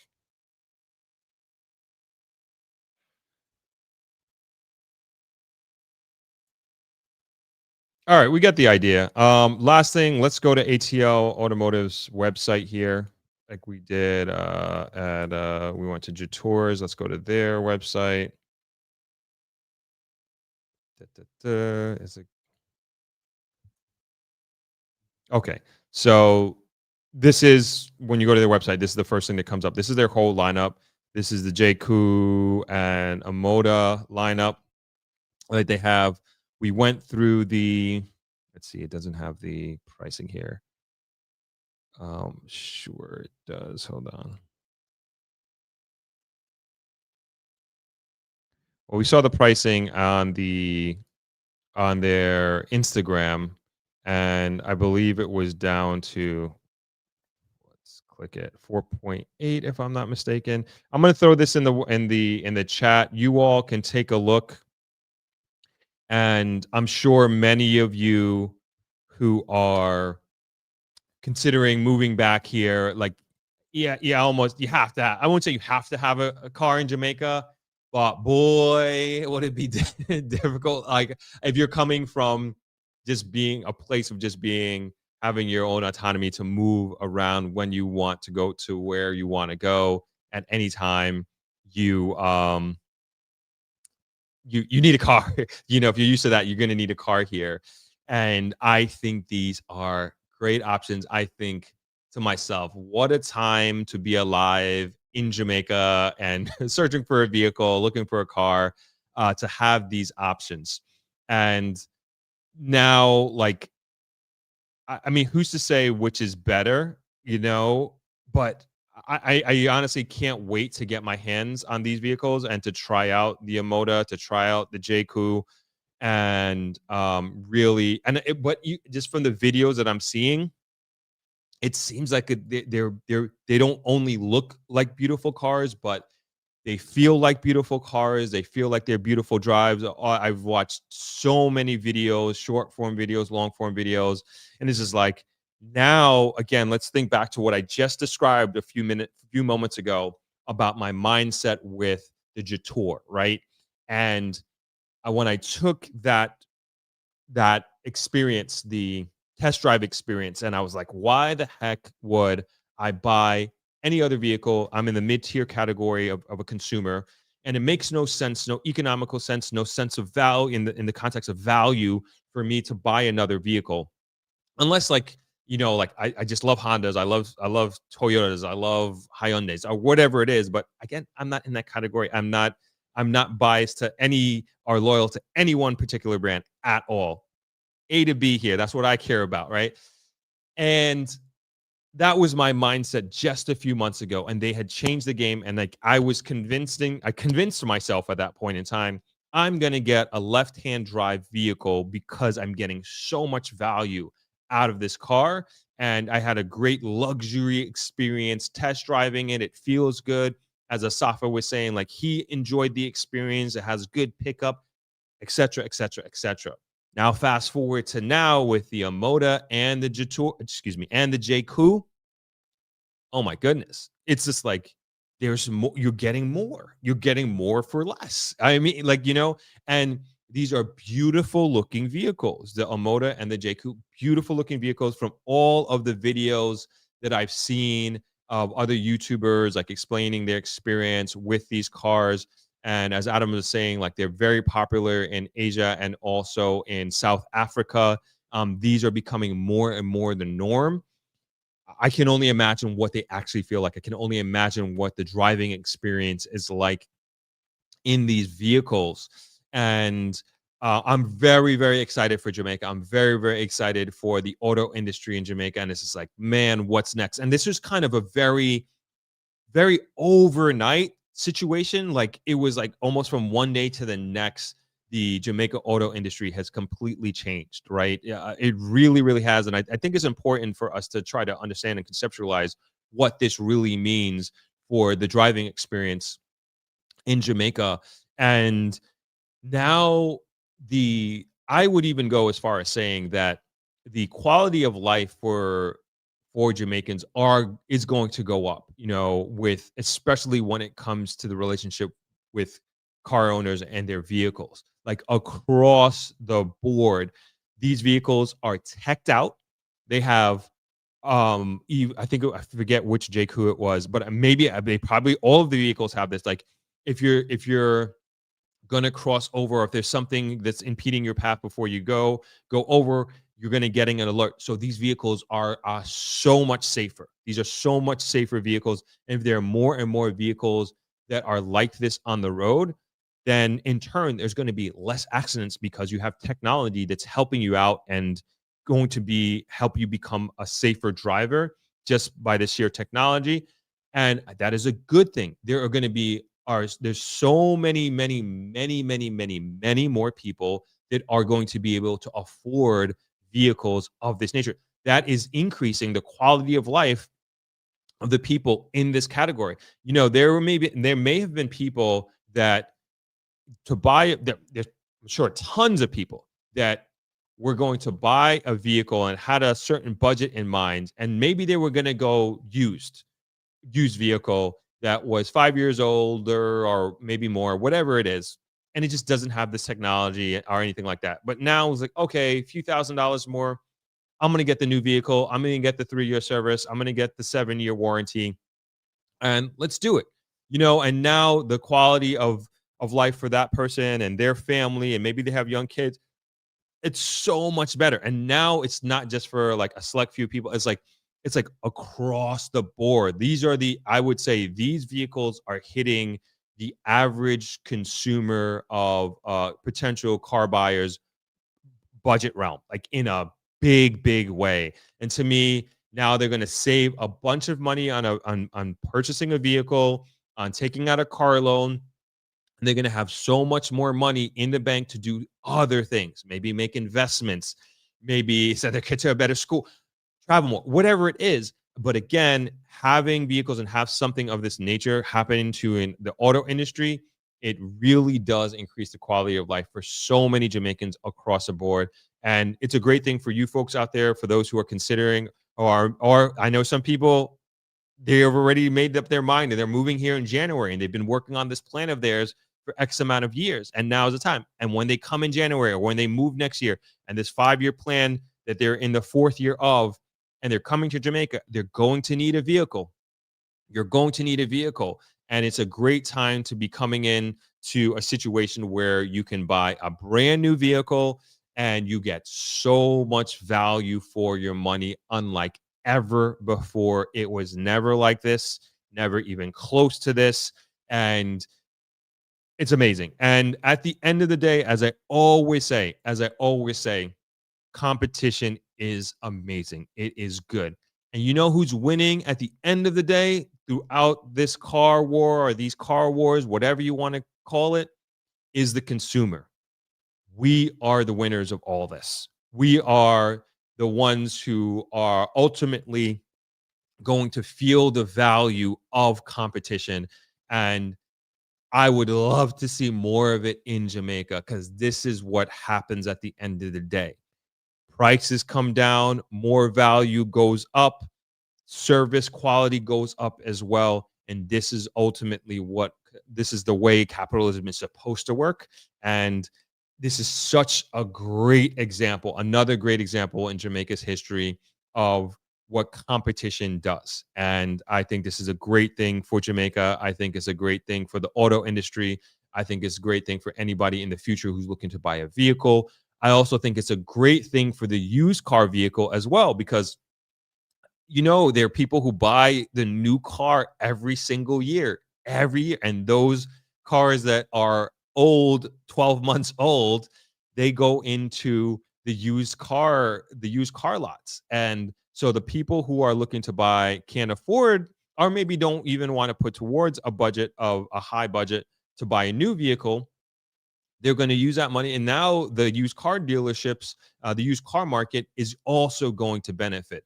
So there is a great trickle down effect here economically, and also quality of life wise as well, that I think, again, we are all winning from this. We are all winning. The dealerships are going to do well. The cars are going to fly off the shelves. Adam said that there's going to be pre-orders in October. You'll be able to test drive and feel the vehicles in November. I actually contacted a rep at ATL Automotive to see when we can do test drives. That'll be in November, and orders will be delivered in December. What more can you ask for? Now, will Jetour respond or do something different? I don't know. I think I saw somebody in the comments said they're going to be making vehicles for right-hand side on Jetour. They better hurry up. They better hurry up, because, man, ATL and them boys, they're not playing. They're rolling out hard body, and they're gonna, when they do something, they're gonna do it to the next level. That has been my experience with them, and again, I think this is really great. I've been going on and on and on and on. Let's go to some comments here. I'd love to hear what you guys are saying here. I think I saved a few. Donna asked, do car dealerships in Jamaica sell previously owned vehicles as well? Yes, they do. I know ATL does. And then there is like so many used car dealerships across Jamaica. It's insane. And we have so many here in the grill alone.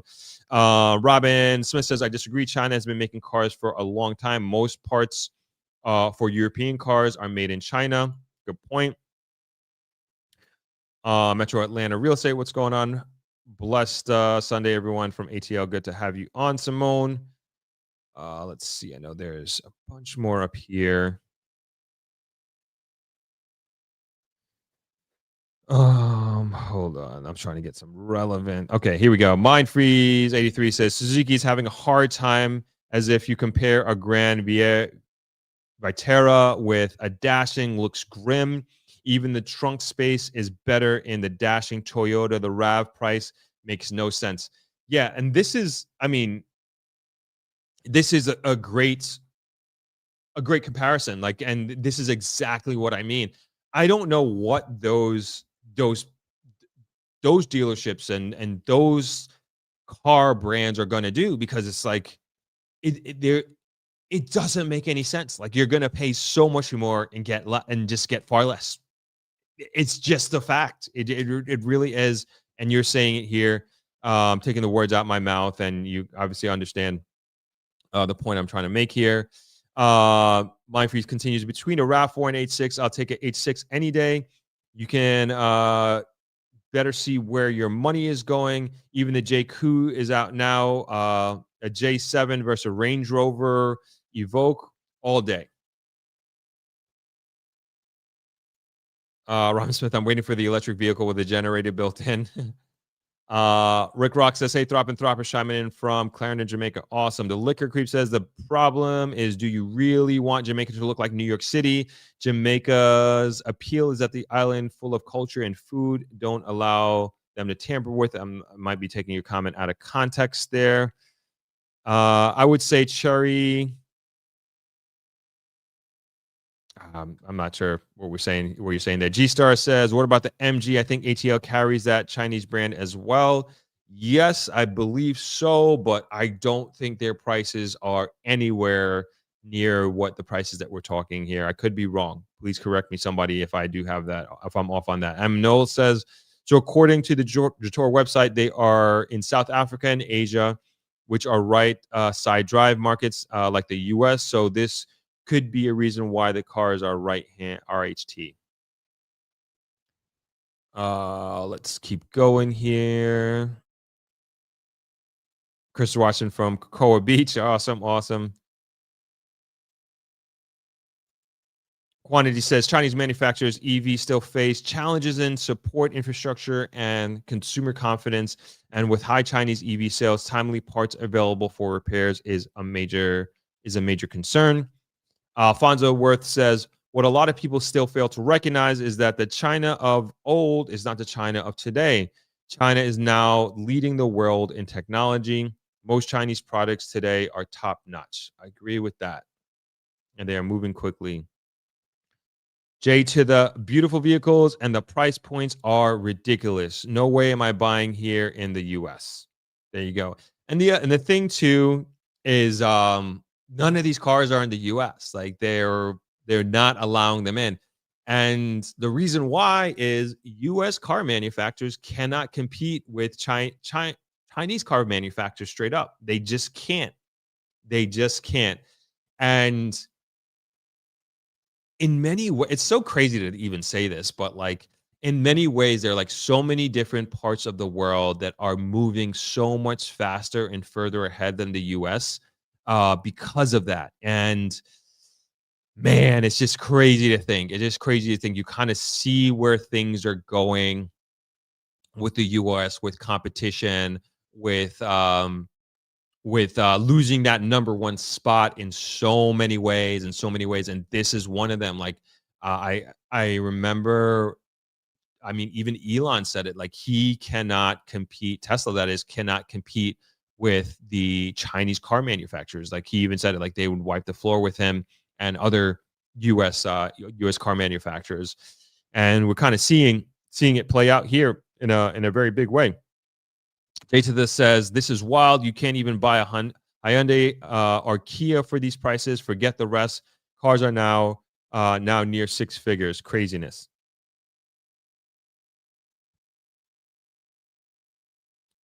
Kia and Hyundai were never value propositions. James says he's getting the BYD seal. We're getting more Chinese vehicles, more in Jamaica than the United States. Jaecoo have plug-in hybrids and EV models. Mindfree says, it doesn't make sense if you have a budget of 4 to 8 million, you knock on Toyota's, Mitsubishi, Kia's, or Hyundai's door. Your dollar can't stretch. That's interesting. Let me take a look at that. Let's see what they look like.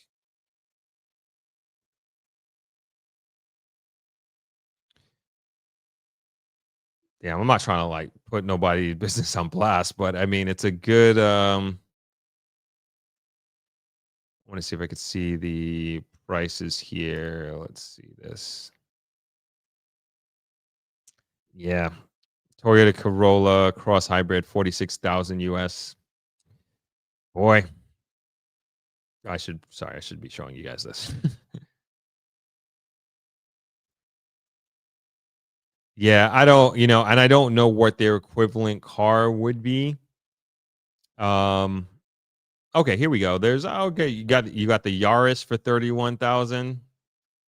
The Rays, I don't know. Again, I don't really know cars that well, but you can see the prices here.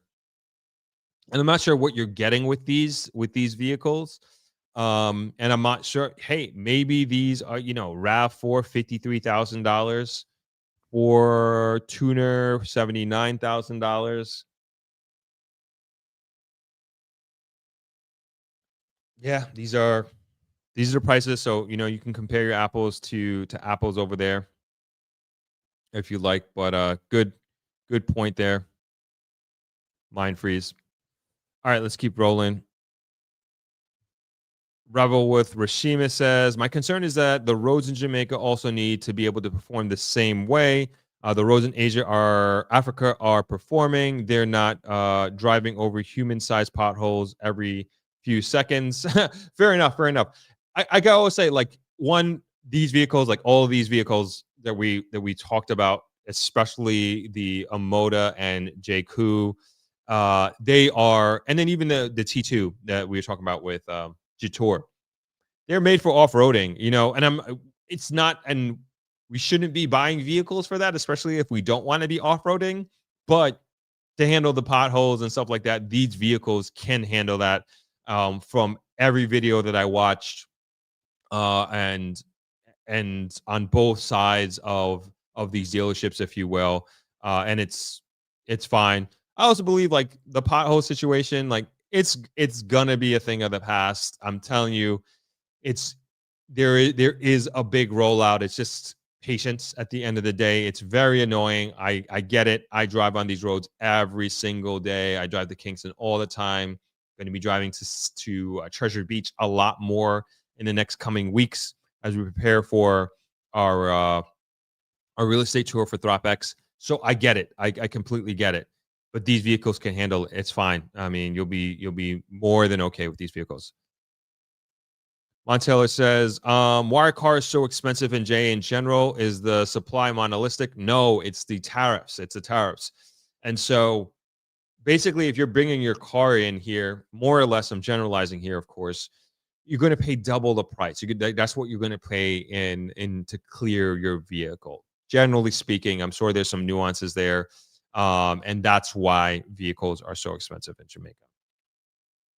That's why I say, like, you know, when you see, like, say somebody with like a Lambo or a Rari in Jamaica, know that they paid the price that they paid for that vehicle to clear it. I mean, just think of it that way. You know, when people say, oh, there's no people in Jamaica don't have money or there's no money in Jamaica, like, I think you're sadly mistaken. You're sadly mistaken. Anyway, Mindfree says, not as much in Jamaica today either, besides Jamaica's harsh driving environment anyway. Fair enough. Faith says, high auto prices probably reflect special tax and import duties. Yep, you got it. Kwani says, as an EV consumer since 2013, I recommend understanding home charging requirements since most EVs need 30 to 80 amp circuit breaker. Excuse me. Before installing a charger, consult a licensed electrician to check your home's panel capacity, as many homes may require upgrades that handle the additional load, safety, and efficiency.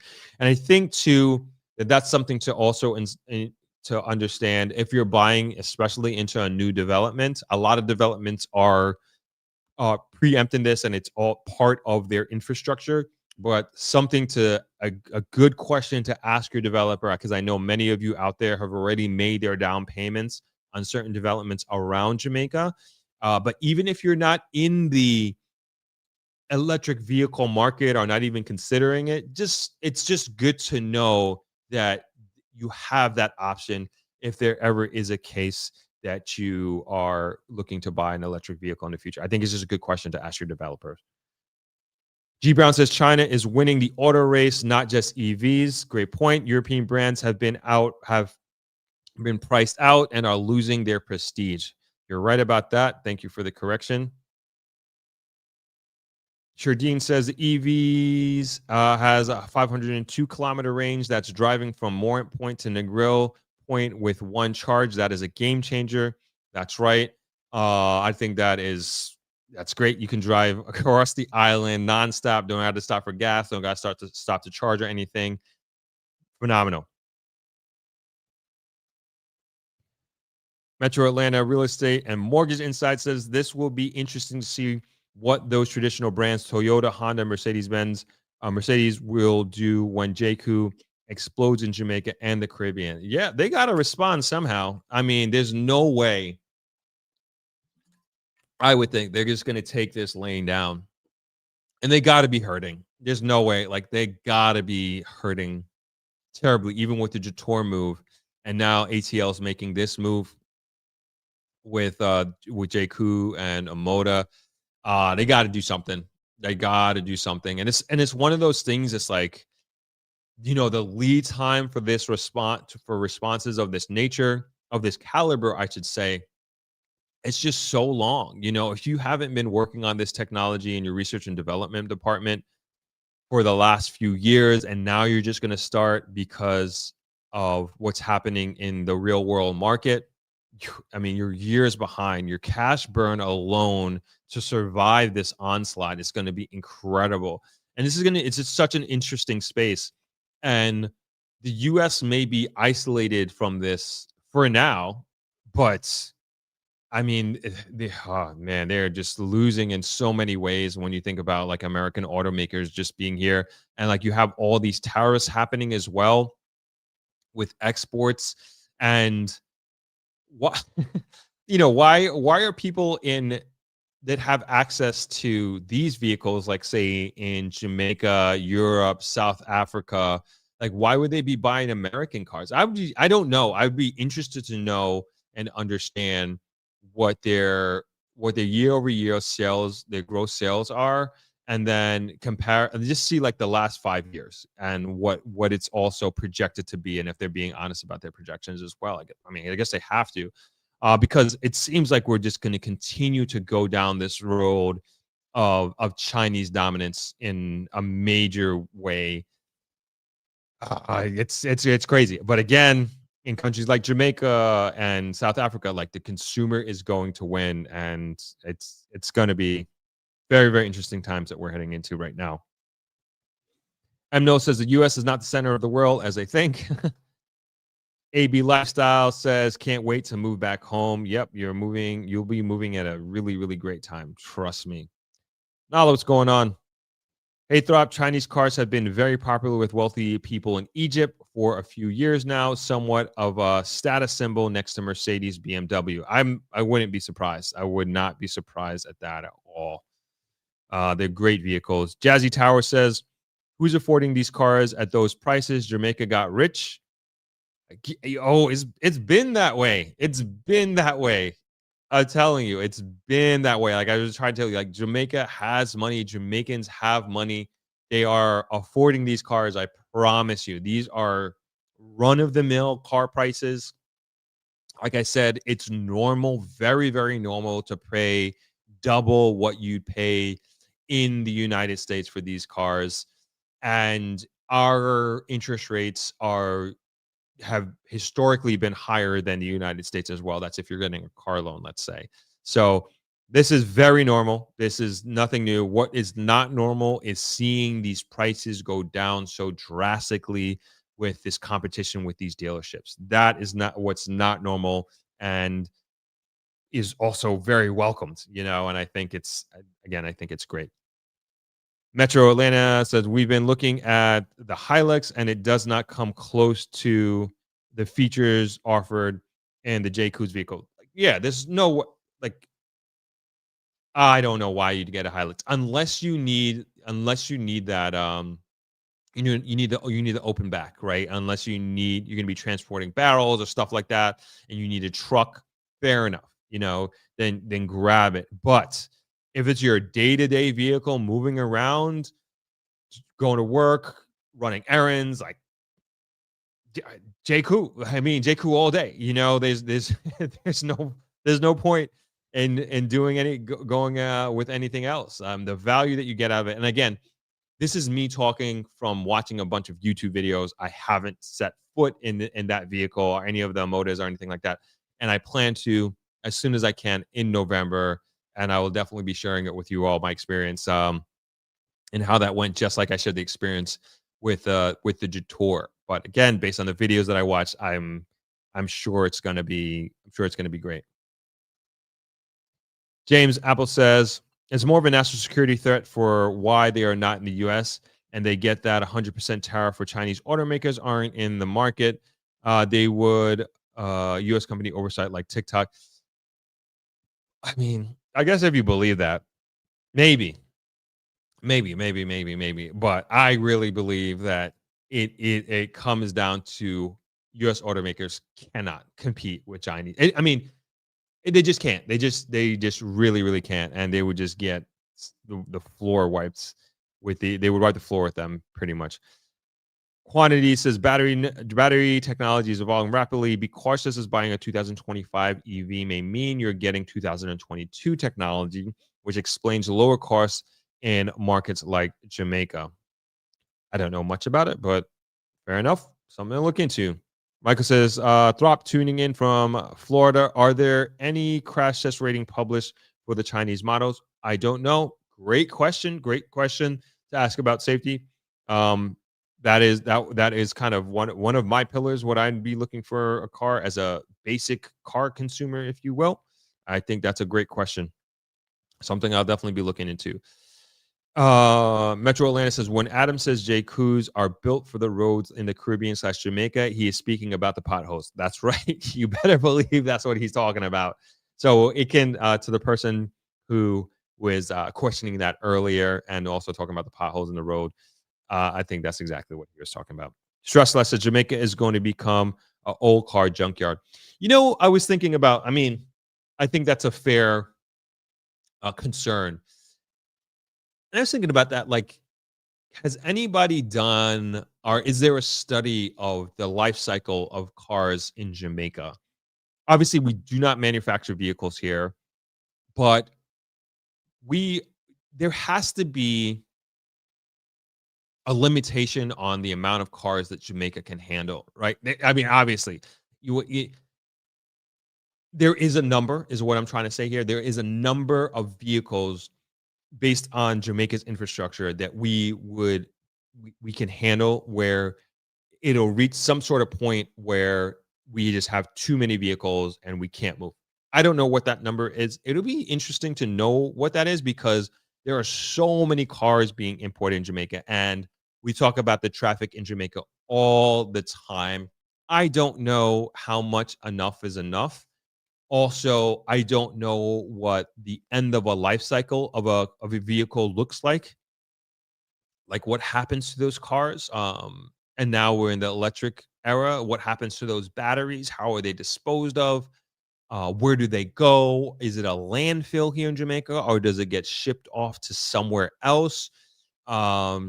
I'd also like to know, what is the average lifespan of these vehicles, right? I'm sure there are cars on the road now from maybe even the 90s, right? And we're in 2025. What percentage of the vehicles on the road fall into that year category, or those years category? I'm sure what is it called? The Jamaica DMV, which is not the name of it, of the organization. I'm sure they have statistics and numbers of that nature. But it's especially from an environmental standpoint, I think it's a good thought exercise. And I stress less. I think you're hitting a good point, and that is definitely something that we don't want to turn into, which is an old car junkyard. But I could see, even on the other side of that coin, I can see a lot of people selling their old cars and getting this car, right? And maybe they got a car 3 years ago. And so, this is human beings. Like, we create waste, all the time. And I'm not being critical or judging anybody for that by any means. I'm just saying this is just our nature, and this is the nature of the market. And there are just many people who bought a vehicle a few years ago, and they paid double to get less than half of what these vehicles are offering. And so, sure, like, I want to trade this in. I want to trade my vehicle in, or I want to sell it and buy one of these new Jaekoos or Amodas or whatever have you. And they're going to do that, and that's going to happen. I would also be interested in knowing what these new vehicles coming to the market, what does it do to the used car market? I would presume that the used cars are going to become less valuable. Those prices have to come down, because, say, for example, you're going to buy a used 2023 vehicle that was in the same category, but coming down from those high prices, this 2-year-old car would be hitting this brand new price of $4.8 million. You know what I'm saying? So, same category vehicle, 2 years old, you're paying the same price for probably way less technology, and it's used. Again, why would you buy that vehicle? Why? It just makes no sense, unless you're just have this brand loyalty or something like that. So my presumption is that this would have, depending on what side of the coin you're on, it'd have an adverse effect to the used car market. Or if you're on the consumer side, it'd have a very positive effect for you, because those prices will have to come down, because there's no I wouldn't do it. Why would I pay the same price for let's say in my example, why would I pay the same price for a used vehicle that is older, with less technology, no service warranty, no service package, no warranty, etc., etc. It doesn't make sense. It does not make sense at all. So I don't know what's going to happen to those used cars. I'm sure the prices have to go down. Maybe some of these used car dealerships are going to have to take a bit of a haircut on it because the game has changed and there is a trickle down effect. And we're just kind of just hitting on it in our discussion today. There's a huge trickle down effect with these moves that these dealerships are making. And again, I believe at the end of the day, the consumers are going to benefit from this tremendously. Johnny Johnson, what's going on? Chiming in from El Paso, Texas, and Juarez, Mexico. James Apple says, get my BYD at the end of the year. By the end of the year is concerned. Did you pay for that already, man? I'm just kidding, man. BYD is a great brand. I think you got the BYD seal. Oh, that's a sports car. That car is dope, man. There's everything that I just talked about. That's a different category. That the BYD seal is like that. That's fire. So I think you're fine. Revel with Rashima says, I'm actively transitioning to Jamaica, and I can't wait to see which one of these vehicles will be part of my experience living on the island. I'm excited for you for your move. I'm also excited for you to be coming in as a potential car buyer. And man, what a time. And you're going to have the cream of the pick. I'm not even sure what I'm trying to say there, but the choice is going to be yours. You are going to literally be in the driver's seat. I mean, these companies are going to be clamoring for your business and want you to come over because the competition is just so much competition. There's so much competition, which is great. So you're gonna be able to make your pick, and maybe we'll have one of these. Maybe we'll feature one of these dealerships or one of these vehicles on the channel. If somebody wants to play ball, we'll see. BYD Shark is open back. That must be a vehicle type, which I'm not familiar with. Quantity says the 2026 Mercedes will incorporate next generation battery technology, enabling charging from 20 to 80% in just 10 minutes. This marks a major competitive advantage. Most current EVs, which typically take 30 minutes or longer to achieve the same charge level. So these are the nuances that I would expect that you're going to start to see be more normal in these luxury vehicles, trying to widen the gap between, let's say, the mid-tier vehicles. But they're only going to have that competitive advantage for a short period of time because it's going to become a commodity. You know how like somebody's going to get to 1 minute and then they have maybe 1 to 3 years of having that competitive advantage, and then you'll be able to fully charge in a minute or swap out batteries in seconds or something like that. You know what I mean? But they're only going to have the competitive advantage for such a short period of time because the technology is just moving so fast and it's just going to become ubiquitous. Johnny Johnson says Chinese cars are the best globally in 2025. BMW, Mercedes, Audi, etc. are overpriced, rated. Even Bentley, Rolls-Royce are threatening due to the price tag of these Chinese mega cars, especially price. AB Lifestyle, with the direction Jamaica is moving, there will be no more rural areas. Maybe I don't necessarily believe that, but okay. MNO says, what research I have read, the vehicles are brand new to the market, so not enough information on safety issues and such. Definitely going to be looking into that and more. But even if they're brand new, like they would have to do like crash dummy tests. They'll have to do impact tests. They have to do brake stopping tests. All of this is like standard in airbag tests. All these are standard with vehicles coming out. I would just like to know what those numbers are. And on top of that, I'm sure with the technology, these vehicles are capturing like millions and millions and millions of pieces of data on just people's driving habits and crashes and all that sort of thing. So I'd be interested in knowing all of this is what I'm trying to say. James Apple says, I saw an interview with the CEO of Ford, and he said these Chinese vehicles aren't playing around. Subtract the national security threat, then they'd get beat in the marketplace. I see too many of my friends, many friends of mine that have cars in the 90s. MNO said Jamaica has a year limit, I think, on how old a car can be imported into the country. I think, no, you're 100% right. I think the oldest, if I'm not mistaken, is 5 years. Like you can't import something 5 years or older. Nicola says, Throp, all the new car stuff is exciting, and I welcome the progress. However, I believe we should also bring alternative ways to travel into the conversation, especially keeping sustainability in mind. Absolutely. I had a great conversation on Thursday, if you didn't catch it, with an architect, Mlela, and that's one of the things that we talked about.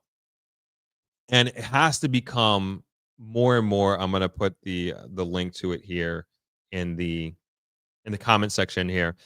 And this has to be something that needs to become more and more of a priority for Jamaica. So Mlela actually designed the hip strip that's going the new hip strip in Montego Bay that's going to be transformed.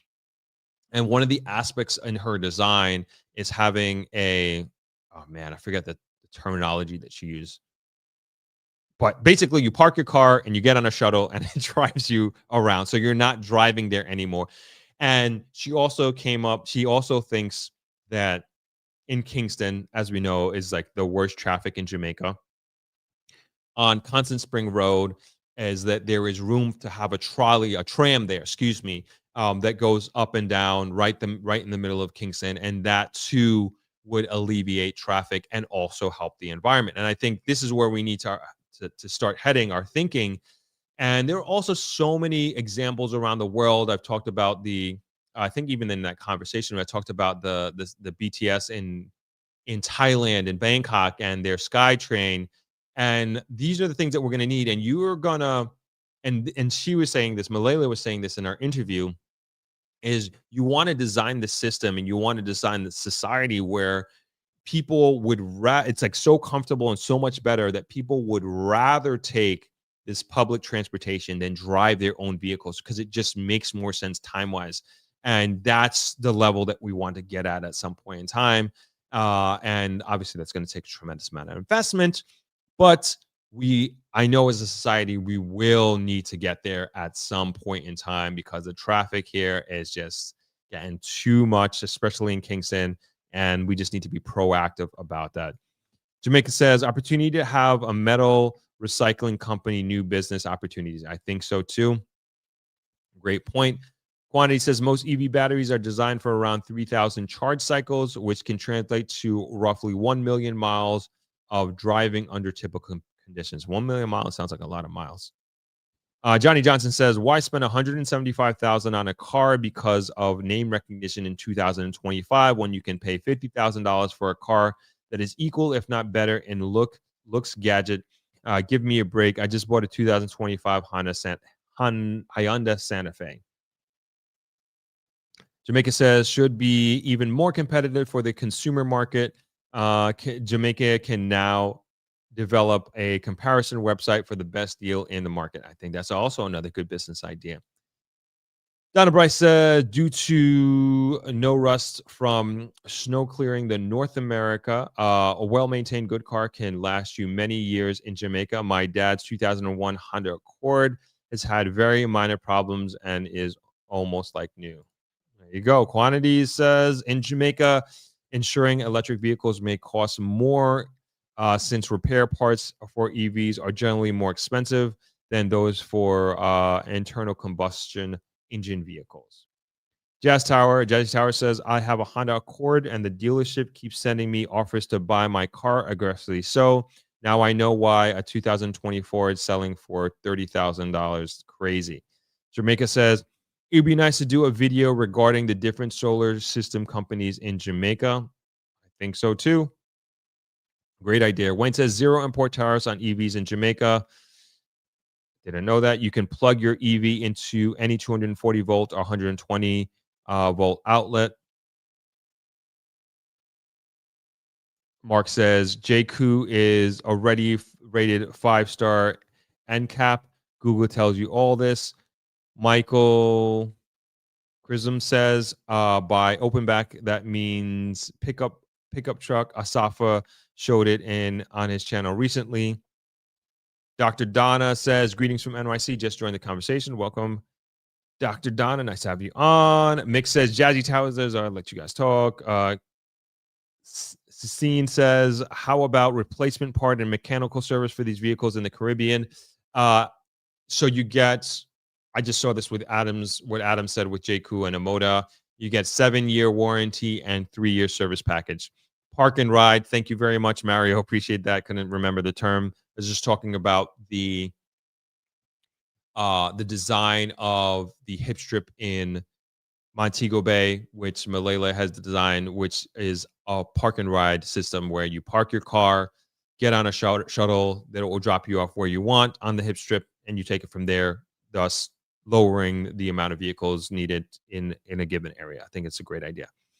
Donna Bryce says, environmentally disposing of old EV batteries is a problem. James Apple says, I'm in Miami right now and won't be back until Heroes Weekend next month. My BYD rep is on the job and I'm working in the background to make it happen. With my salary is concerned, I'm working on my Seal. I think this, like I said, since the Seal is an awesome car. Very, very different from the vehicles that we were discussing today. Jamaica says we need a tram system in Mobay and Kingston way cheaper than rail. And not to mention monorail system transport minister to visit China. I think it's a great, great idea. Red Stripe for Life says Jamaica used to have train trams in Kingston after independence in 1962. They got rid of them. They should reintroduce them for traffic reduction and post-urban tourism. I agree. BYD gets about 8-year battery replacement or 10-year battery. Very cool. Thank you everyone for your comments. That was very, very engaging. We're going to take a quick break here. What are we going to watch here? We're going to do a quick break. We're going to do Throp-X commercial break. Be right back. Throp here again. As you're probably hearing, Jamaica is on an unprecedented economical tear, and I know many people are interested to learn how they might be able to buy property in Jamaica, move here, or even start a business. Enter Throp-X. This is my annual Jamaica investment conference hosted at Travelers Beach Resort in Negril, Jamaica. If you're even considering moving to or investing in Jamaica, this is the best low-risk opportunity to do your due diligence and network with the very people driving the country forward. This event brings together a group of hand-picked, trusted, top-of-their-field individuals, the best developers, contractors, real estate pros, lenders, and government partners, all under one roof to help you make your move. This is very much an action-focused premium conference experience geared towards empowering you with the tools and team necessary to create your Jamaica dream. We've partnered with the Tax Administration of Jamaica to help you get your TRN and even open a bank account, all conveniently located on conference property. One of the most popular parts of the conference is a real estate tour. It's the best way to understand Jamaica's real estate market, seeing and experiencing properties firsthand so you can compare apples to apples. Another incredibly valuable part of the conference is the people you will meet. Attendees have been some of the most dynamic, inspiring individuals I have met doing incredible things with their lives. As always, this year will be fun, educational, and actionable, giving you the tools, insights, and connections to invest, build, and move to Jamaica. For more information, please visit Throp-X.com and join our mailing list. Hey there, Throp here. I wanted to interrupt just for a minute to tell you about my family's hotel, Travelers Beach Resort.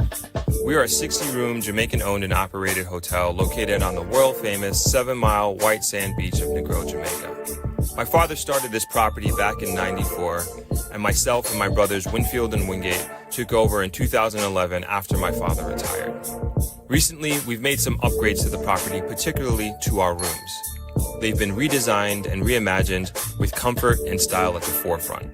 The textures, the light, the layout, each space was designed with intention, balancing modern touches with the familiar spirit of Travelers.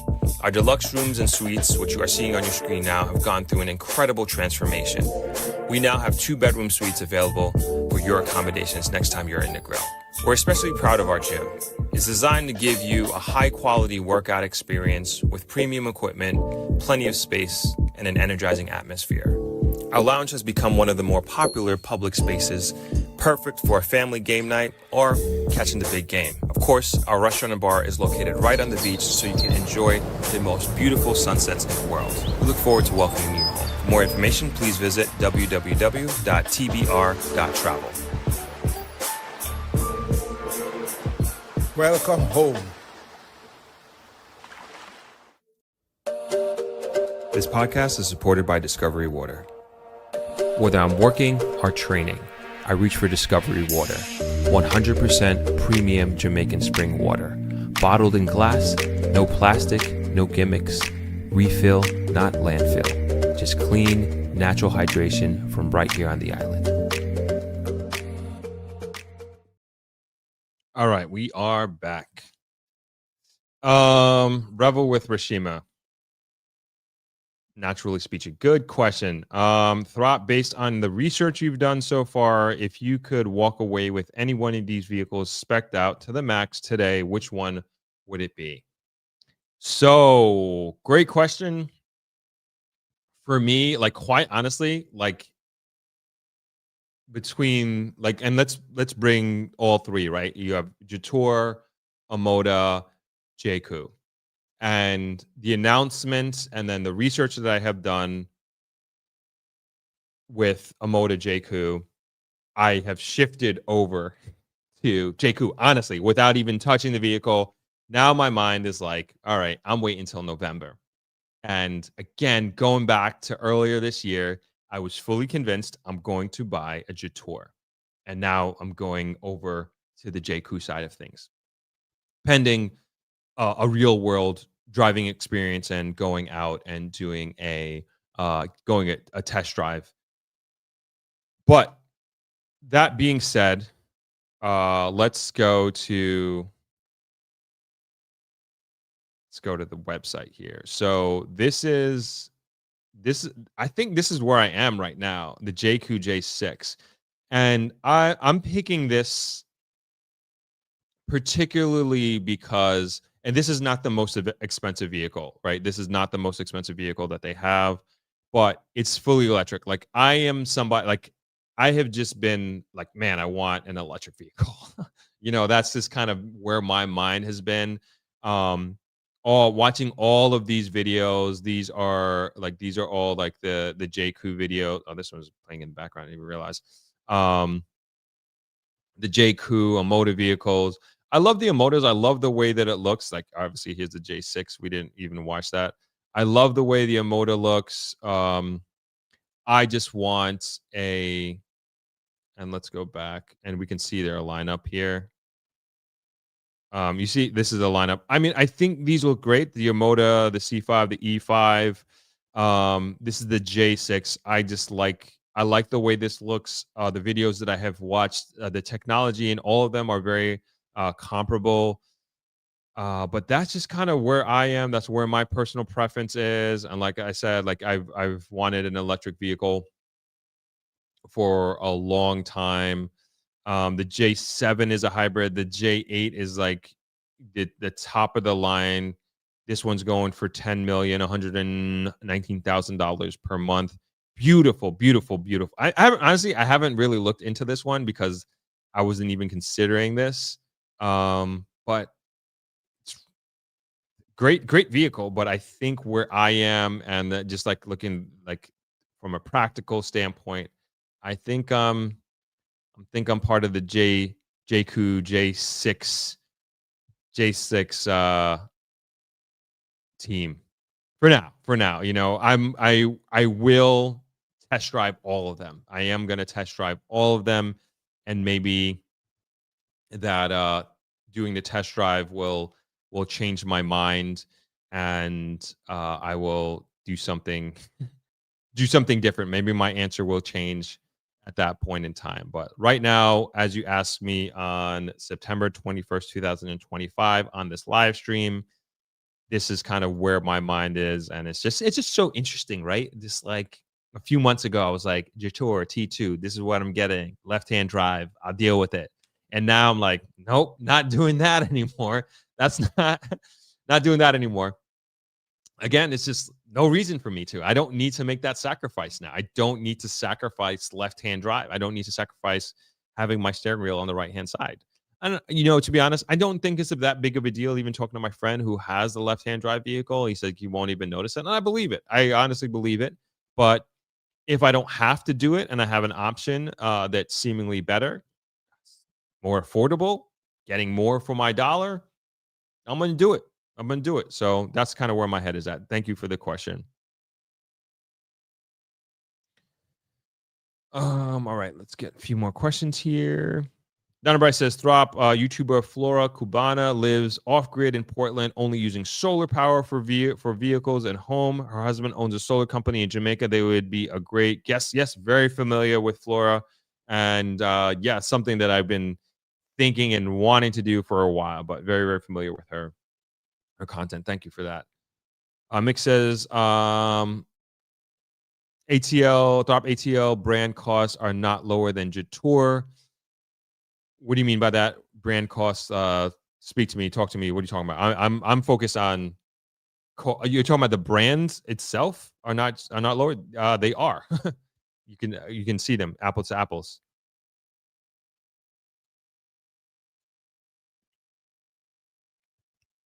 Let's see. The Amoda C5, $4.8 million. The Jetour. Okay, you got the Jetour X50. That is 4.49. I was comparing the Jetour. What is this again? The X70. So I was comparing the dashing. I think these two are more the comparable vehicles, comparable class. So that's what I was comparing. So yes, you seemingly can get a cheaper vehicle from Jetour. This one is starting at 4.8 compared to ATL. So if that's what you're saying, yep, you're correct. Oh, sorry, you guys are not even seeing what I'm seeing. You're correct on that standpoint. So this is the Jetour. This is what I was referring to. This is the Jetour X50, 4.49 million, and comparing that to the Amoda C5 at 4.8 million. But these, I wouldn't say are in the same class. Maybe they're in the same class, but like to me, this is more of the Jetour X70 or the dashing. It would probably be more of a comparable vehicle, I would say. Again, haven't sat in a Amoda C5, so hard to take what I'm saying with a grain of salt. But that's kind of where my head is with that. Let's see. James Apple says that BYD Seal is way to go and did a test drive for the vehicle. Also, Throp, once you go electric, you can't go back. I'm looking forward to it, man. That's I'm trying to be like you, James. I've seen an Amoda on the streets in the grill around beaches. Oh, really? I have not. That's pretty cool. GVM is also here, Throp. Also, Maxis and GAC are around in the market. Quantity says, Throp, your channel is very informative and truly stands out. I especially enjoyed the video with EU Architect. Excellent job. I did love to see a dedicated episode on residential construction costs in Jamaica. We got that at Throp-X. So if you want to come through November 16th and 22nd, we have a whole entire panel dedicated to that. But I do have a did we put out last year's construction? No, we didn't put it out yet. We're putting out the construction panel this week from 2024, but our 2023 construction panel is on my YouTube channel. So you can check that out for now. AB Lifestyle says, with influx of these Chinese vehicles, they should consider leasing programs so they would become more affordable. I think so too. That's such a good question. Why they don't do leases in Jamaica? They answered it for me before, a dealership, but I cannot remember the reason why they did that. They don't do that. I'm sorry, but good point. Anthony Evelyn says, not a big fan of these Chinese vehicles. Fair enough, each their own. But like I said, I think they are equivalent in most cases, better than your traditional cars that you have available, and you're just getting so much more for your money. I don't know if you're speaking from experience in driving these vehicles and driving normal vehicles, if you will. But from my experience and from what I found, like, they're freaking amazing. Really, really are. And changing the game. Mindfree says, take a look at the GWM. The H6 is in that price range. I will definitely take a look. Jay, if I buy one of those vehicles, I keep it in someone's garage over in Jamaica. A lot of people do that. A lot of people buy cars and just have them here covered or leave them at a friend's house. And when they come back for their vacation, if they're going to be staying here for an extended period of time, they drive them. So that's pretty normal. Nothing crazy. J6. Is that where you are, Rebel? Are you in the J6? Oh, no, I see. You're in the J7. I think the J7, let's bring that up real quick. I think the J7 is awesome. Let's go back real quick. Yeah, I could easily be convinced. I honestly don't think you can go wrong. Yeah, they're both great vehicles. Great vehicles. Beautiful. This is the J7. So this is what Revel with Rashima would be going with. It's just beautiful. Really, really nice. Really, really nice. Can't go wrong. Can't go wrong. And this is what it looks like on the outside. Cannot go wrong at all. Good choice. Good choice. Jamaica says, Jaecoo looks good. A great choice. Give the look of the G-Wagon, which is about 150,000 pounds, brand new. So you'll be saving 100,000 pounds. Yeah, it's crazy. Quantity says, left-hand drive vehicles pose only minimal challenges on local roads.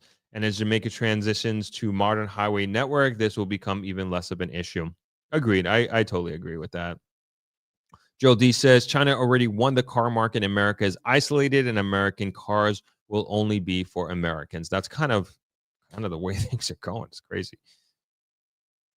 James Apple says, these Chinese vehicles have more features than a lot of luxury vehicles like BYD, Jaecoo, Jetour, etc., than your Mercedes and BMW, for example. Yeah, they're just.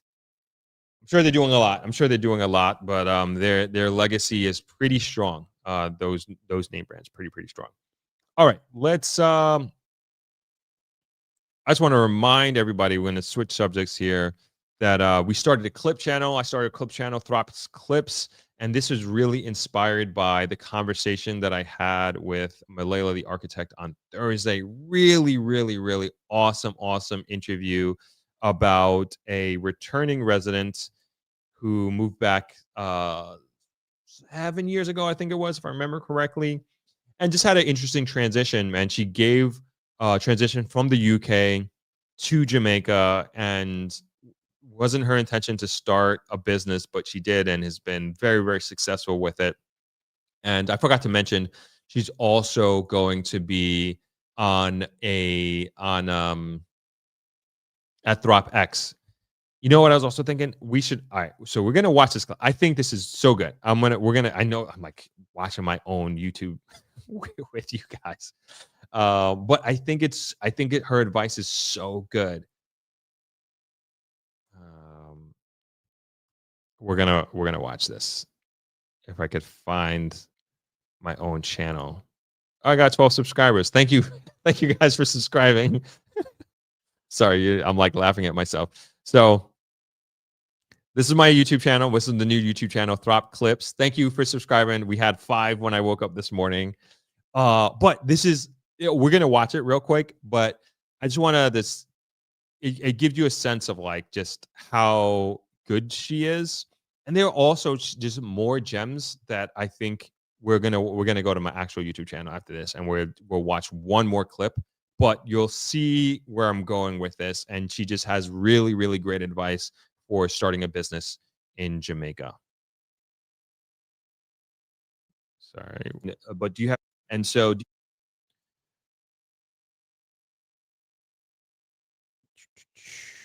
all right, cool. It's 3 minutes. It's good.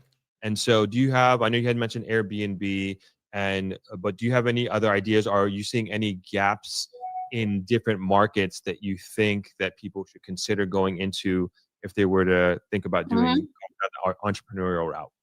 Yeah, definitely. In fact, I think in every area of business, there are gaps here. One of the gaps is the professionalism. And I do find that professionalism and accountability, integrity is a bit lacking in all of the industries here. Okay. Absolutely. So if you find that you have a knack for logistics, you could come and set up a very good courier service or chauffeur service. Even taking children to and from school. As basic as it sounds, that we lack a professional service here in Jamaica. And there's a lot of school children. And if you end up having a fleet of buses that actually have that very good service, I mean, there you go. There's an idea. Someone might want to take that idea, okay? There's something as simple as gift baskets. We do not have enough gift shops that sell professional gift baskets and very diverse offerings, for example. There's a lot of industries. There's a whole lot of gaps. If anyone wants any ideas, I'm happy to give them. I seem to come up with lots of good ideas that I don't myself implement, but someone can, albeit, take an idea. But there are so many ideas here in Jamaica. Jamaica is ripe for businesses. There's lots of opportunities. There are grants here to help set up. There's a small business association that does wonders, helps and supports. There's things like workshops, or there's accounting companies. There are not enough accountants here, not enough quantity surveyors, or there are not enough engineers. We do not have enough financial advisors. There's not enough childcare centers, professional childcare centers. Those would do well. Private schools, all of our schools are full to the brim. So there are many opportunities. Yeah. Great ideas. And I also think the mindset or the principle that you kind of built everything on right now, what you just said, as specifically talking about the gap in service, integrity as well. And I tell people this all the time. If you come in and you do what I would consider the basics, States, UK, Canada, and you do that here, you're going to be successful. Yes, exactly. Wildly successful. Yes. Wildly successful. All right, we're going to watch one more clip, and then we are going to discuss. Let's take this down.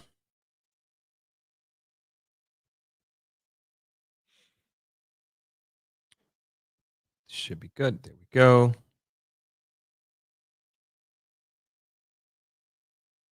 Practice, we are about to do a pro bono master plan for Negril. Oh. And that's because we see so much potential, but we don't want it to be ruined. And we would love to have at least a base to start with for the discussions to happen. I think there are nuggets or pockets of ideas around Negril. And I think embracing those, but incorporating them in an overall master plan that doesn't just say move the town from where it is now. It actually talks about where would we best be able to grow and what do we need to grow. When you talk about a town center, what is it really? What is it that you really need in a town center? And how does it service the tourists, which is a vital industry for Negril, and the people, and how do you service those parallel industries? So it's those conversations that I think would be best discussed and deliberated in a master plan. I saw the idea for the markets, the new markets, which I think is great, but it's a bit hard. I saw the idea for the beach park, and I think they just need to all come together and be more connected and cohesive. Yeah. Yeah, I mean, thank you for that. I could tell you, we as the Negril community would welcome that with open arms, because we understand and we know, especially the people who've been here like way longer than I have, and they understand and see the potential in Negril. And there's like so many things that we have about this community in this town that are just so much better than different tourist towns around the world that are doing far better than we are. But they have the attention and they're getting the resources to reach their potential. But I think we could be out of this world. And you're right. But, sorry, go ahead. No, I was going to add, what I love about where Negrill's at now is it still has the chance. Some of our other towns are blighted, you know, and take a lot more to bring them to where they need to be. Like, for example, Maypen, right? Negril is a treasure. And if it's not dealt with the right way, we could end up with a lot of hard surfaces, a lot of concrete, and not the right blend of urban green spaces and people spaces and streetscape commercial activity, you know? And you want those things. What's that? What do you mean by streetscape commercial activity? Okay, you know our jerk people? Yeah. Yeah, we need those people. That's part of our culture, right? We need our fishermen, we need our jerk centers, we need the informal restaurants. It's all part of our culture. We need those stages where persons can feel free to come and do a music vibe, you know? We have to have those things. And if we keep closing off our streets, we end up with empty streets that have no energy at the end of the day. And we, you know, the best thing for Negril would be to open it up like that. We don't need any more all-inclusive hotels closing the gates to people. We want people to enjoy the Jamaican culture in a safe way, vibrant way. We need those streets to be connected. We need our regular local people to also benefit from the commercial activity generated from our tourist industry. And our tourists are really coming to Jamaica for that culture. They're not coming just to come into our hotel and sit down for 2 weeks. They're coming to enjoy the food, the energy of the people, the ITAL craft, and ITAL people energy, not the engineered one. Right. It's important for Negril, especially. Definitely. I mean, you're speaking our language like crazy. And what I found here over the years is that because there isn't a master plan, a lot of what's happening here, it's in Negril, it's like it's being driven by the private sector, but like you said, it's not coming together.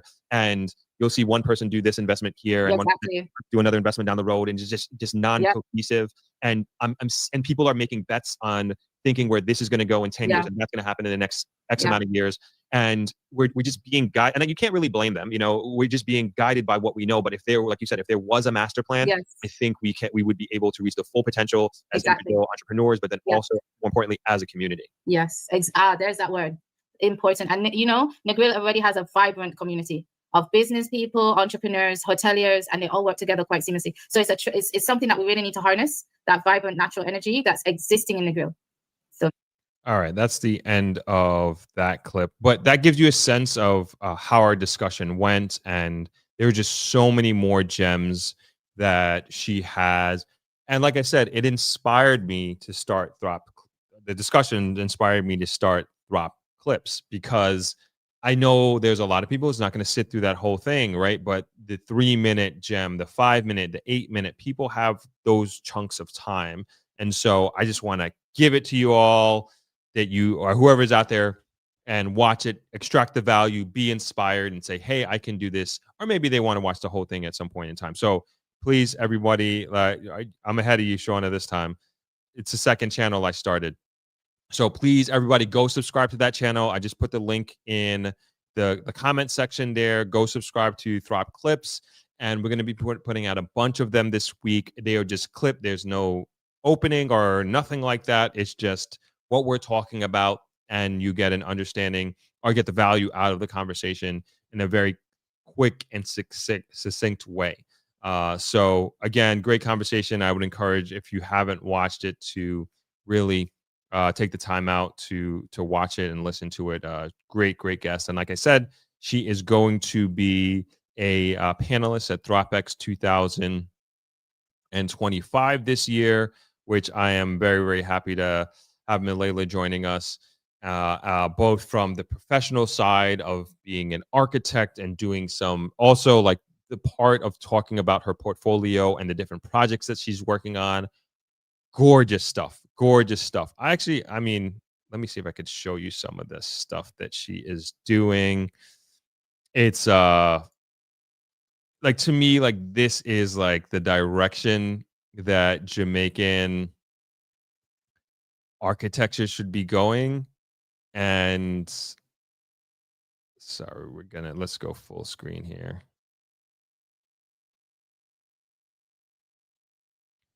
All right, so this is like her portfolio of some of these projects that she's working on. I'm not going to go through all of them, but it just kind of just gives you an idea of her style. And like this stuff, these are projects that are coming to Jamaica. You know, this is going to be the norm in some places, and it's very it's obviously very modern, but it's also has like a natural feel to it, which I really, really appreciate. I went and showed my dad this. This is a affordable housing unit that she did, and this is going in, where is it? Man, I don't even want to say. A Wick Hall, that's where it's going. It's going in Wick Hall. I just saw it at the bottom. And she said the idea is to make it affordable housing, but also have a luxury feel. And this is like, I love this. This is the direction that we should be heading in. And, for those folks out there who, I hope this stuff is also inspiring you and getting the wheels churning upstairs. And, for those folks who are thinking about creating or building their dream home, it's like, man, to me, this type of design, it aligns with me personally, but I think just generally speaking, is just like, this is the way that we should be thinking. This is the way that we should be moving. And it was just so awesome to have her present this and like these ideas. And she said she got a lot of inspiration from Singapore, which I think is great. Their architecture there is very beautiful, blending into and blending with nature. This is a villa that she did, and all of this is an interview, and you can hear it and see it in her own words. Definitely worth taking a look at. And again, I love looking at this stuff because it's like very inspirational for me. And it just also changes, my mind just changes my perspective, my visual perspective on what the future of architecture in Jamaica could look like. What's the future of architecture in projects that I'm going to be working on in the future. And I think it's awesome, and I think it's great that this is happening in Jamaica by a Jamaican, and she and her firm are pushing these ideas forward. And she's actually creating, with as a professional, creating these beautiful spaces, like one of them being the hip strip, and just kind of changing the dynamic of how we as humans interact with these environments, and being done with architecture in mind, but also thinking psychologically, environmentally, and sustainably as well. I think it's really awesome. As we're going through, as you see on your screen, these are a bunch of our hotel sponsors. Here are our hotel sponsors for Throp-X 2025. Thank you. Can't thank them enough. I really, really appreciate them. So as I always say, these are great hotels. If you can't stay at Travelers, even if you have stayed at Travelers and you want to try something new, great hotels. These are all, aside from Princess Hotel and Resorts, these are all small hotels in the grill, great small hotels in the grill, who are supporting Throp-X 2025. Can't thank them enough. I asked you to check them out, look into them. Some of them we have videos for, others we don't, but they are great hotels that offer great value, great service, and they're small hotels, right? And we want to support small hotel businesses here for sure. Again, except for Princess Hotel. We're going to talk about Princess in a second. Want to get the comments before we do that. Metro Atlanta Real Estate and Mortgage Insight says, I love what you said about the culture piece for Negril. I feel all Negril needs are good roads, trash maintenance services, water, hold property owners accountable for the upkeep of their properties. Agreed. Joe D says, electric in the Caribbean does not make sense unless you live on a very small island. In Guyana, EV does not make market well because of expensive electric costs. Let's see, James, looks like a modern Apple store, talking about Mlela's architecture portfolio there. CK says, yes, time to modernize. Also loved her idea of incorporating our culture. Fantastic. You're saying what Simone was saying. I agree. I think that's so important, especially for Negril. We don't want to lose our culture. I feel like we need to double down on our culture more than anything else, especially with the way different parts of the world are moving at this point in time. AB Lifestyle says, would like to know what you think about AI. That is a direction that is good for investment. Definitely. I mean, I won't get into it now. We'll probably do a separate stream on that. It's particularly for Jamaica and where I see it going, where I feel it should be going, and also just the opportunities that I'm seeing like crazy in Jamaica with AI. She Meets World. I just returned from an annual trip to Addis Ababa, Ethiopia. Excuse me. The Prime Minister has done a wonderful job with the corridor rejuvenation project with modernized with the city's aesthetics. However, the streets are now empty. The local vibes are missing. Hopefully, the government can find a way to reincorporate the local street vendors, just like Mlela was saying. Yes, we don't want to lose that. I don't think we want to lose that in any, even in the smallest of ways. I think we need to, again, double down on our culture and make sure that we maintain the vibe here more than anything else. Metro Atlanta says, when I'm in the grill, I want to buy from the jerk man on the street. I want to walk Manly Boulevard at night, stop at a local spot to hold a vibe and feel safe to do this at any hour. I can't agree with you more. I'm all for developments and dilapidated spaces, adding the farmers market and beach park, but no more all-inclusives.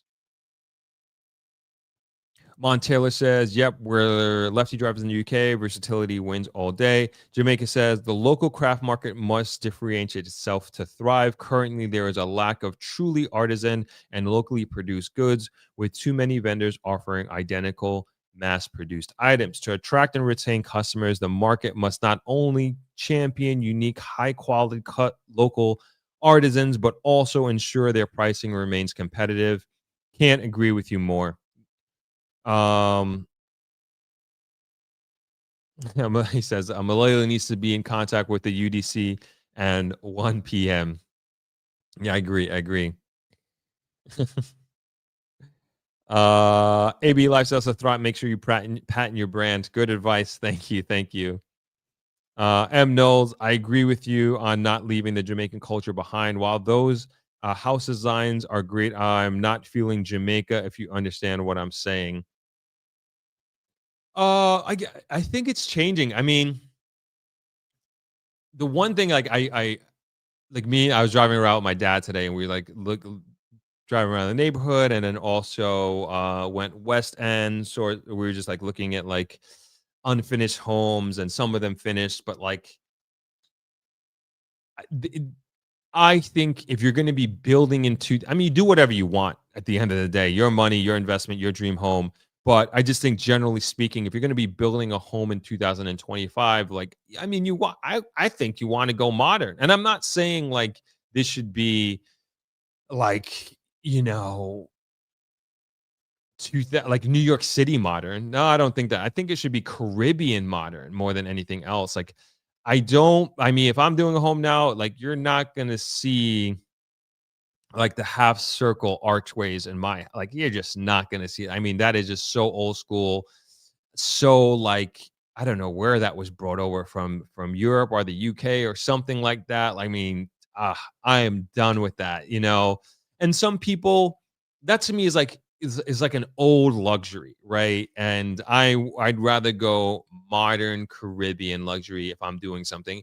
And again, with me and Mlela and her style, like, it just aligns with me. I'm not saying you don't have to agree with me or anything like that. I think it aligns with like my style and what or how I would do a modern home or a modern building or a modern project that I'm working on.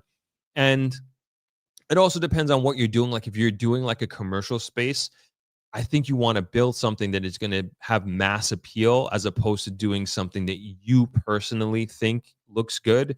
And you may not have, I'm not speaking to you personally or anybody personally here, but I'm just saying you in general think is good or is beautiful. So I also think it depends on what you're doing and who it's for and who the target audience is, so to speak, that is going to be experiencing this architecture and this building or this commercial space, whatever have you.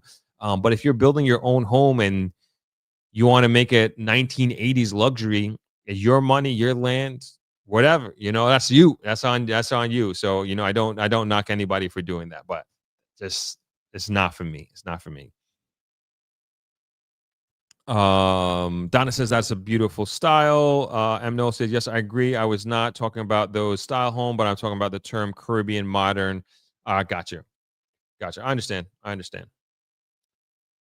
All right. Yeah, I guess the last thing I was going to talk about the went to Princess yesterday. Awesome hotel. Like I don't know if you remember, like a few weeks ago, maybe like a couple months at this point, I had gone there to do site inspection for potentially doing the all white party there for Throp-X this year. And great hotel already, but actually was able to experience it yesterday and go there on a day pass and just kind of hang out at the beach, eat the food. Very, very beautiful hotel. And I could tell. So Princess, let me just bring this up so everybody can see.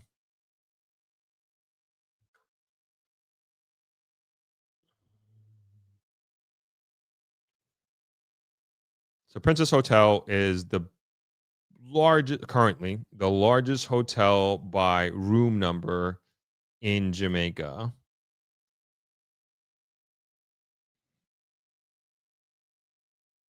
And just want to show you where it is. So this is the white sand, 7 miles of white sand beach, Negril. And we're going to go north and then north of Negril. And this is old.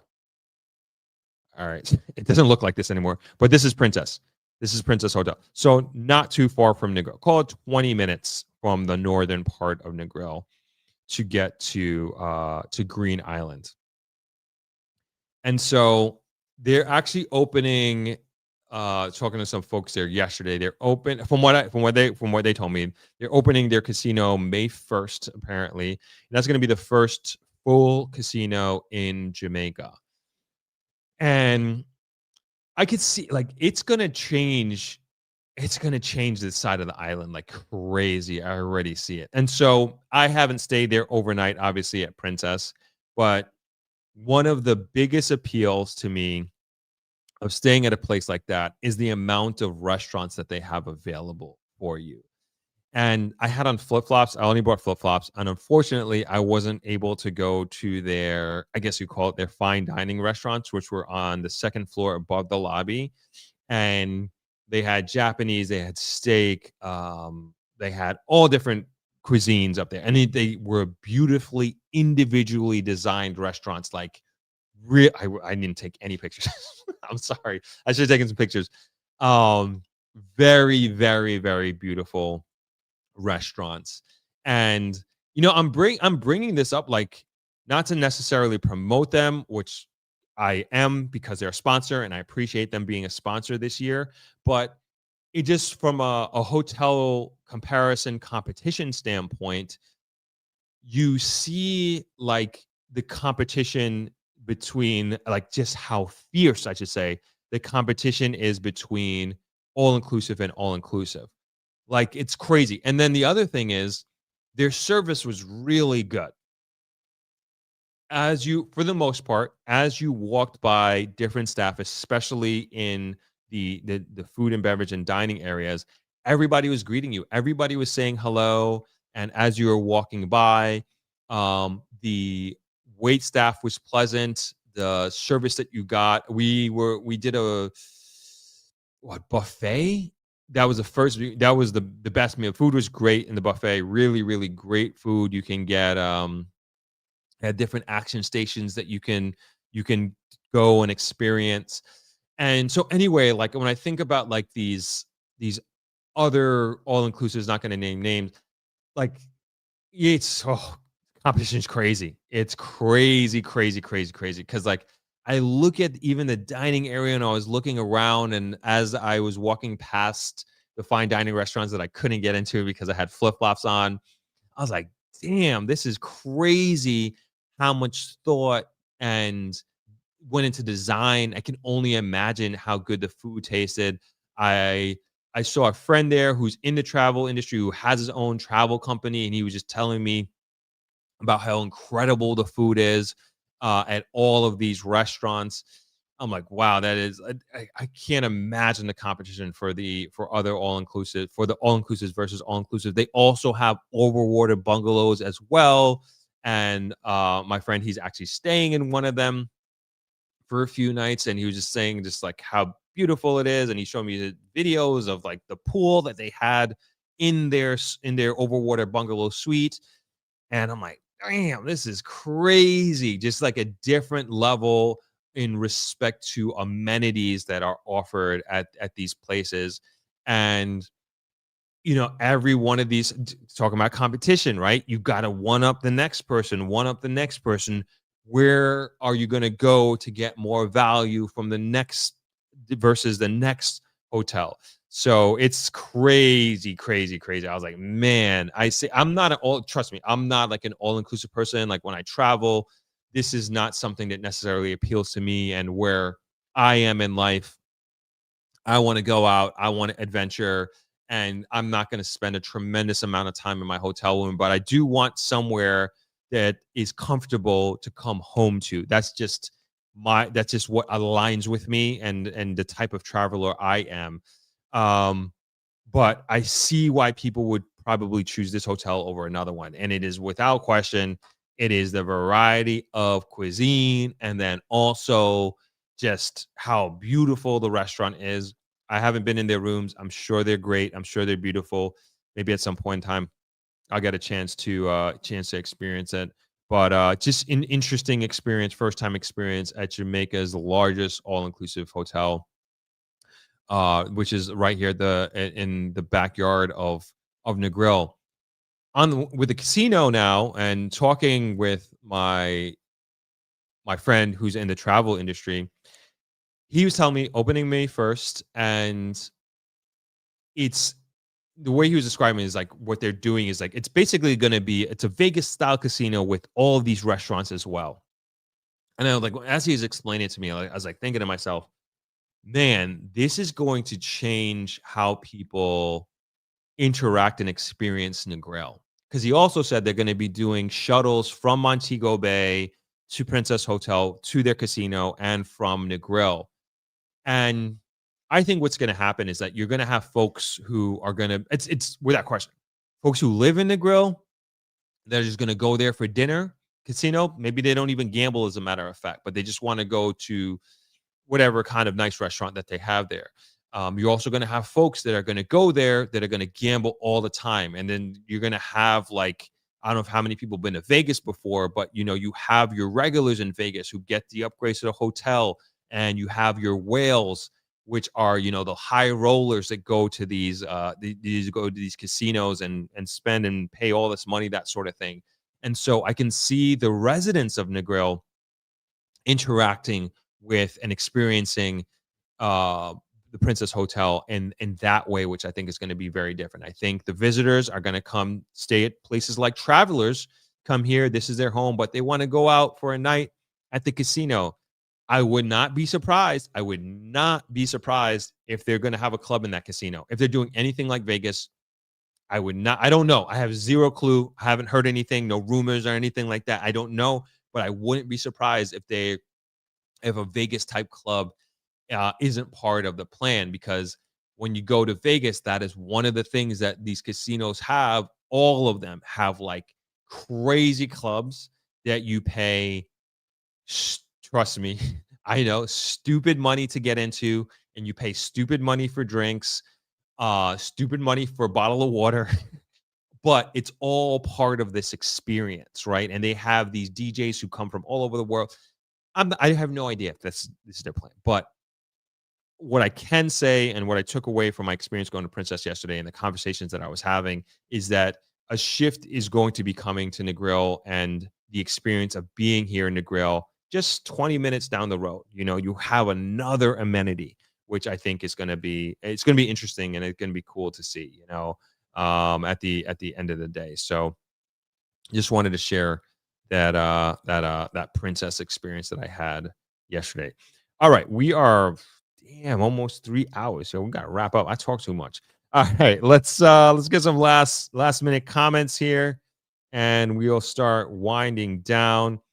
Donna Bryce says, Throp, each to their own, of course, but huge and personal resorts are not my preference. Also, the beach cannot hold a candle to 7 Mile Beach, in my opinion. 7 Mile. Ain't nothing you can do about that. Nobody can do anything about that. I agree with you.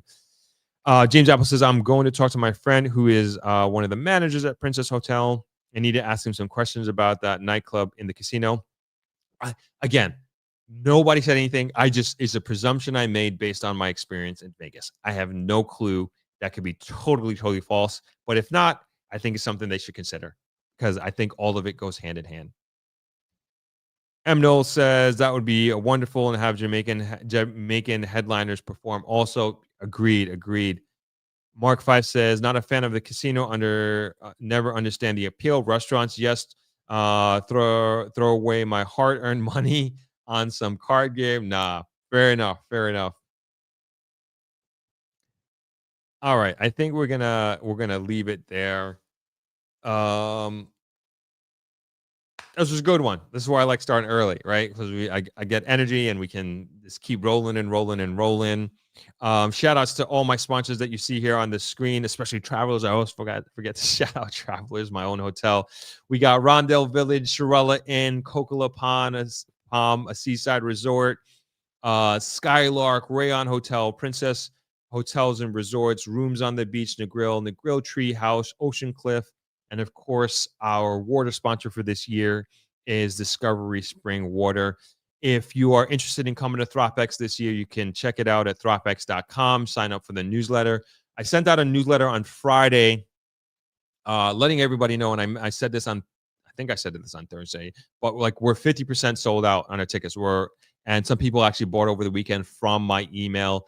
So if you're considering coming to Throp-X, I would really think about buying tickets in the next few weeks and paying for them because we haven't even started marketing yet. We haven't put out any press release. I don't have anything on my Instagram, nothing. We haven't done anything yet, and we're already halfway through sales.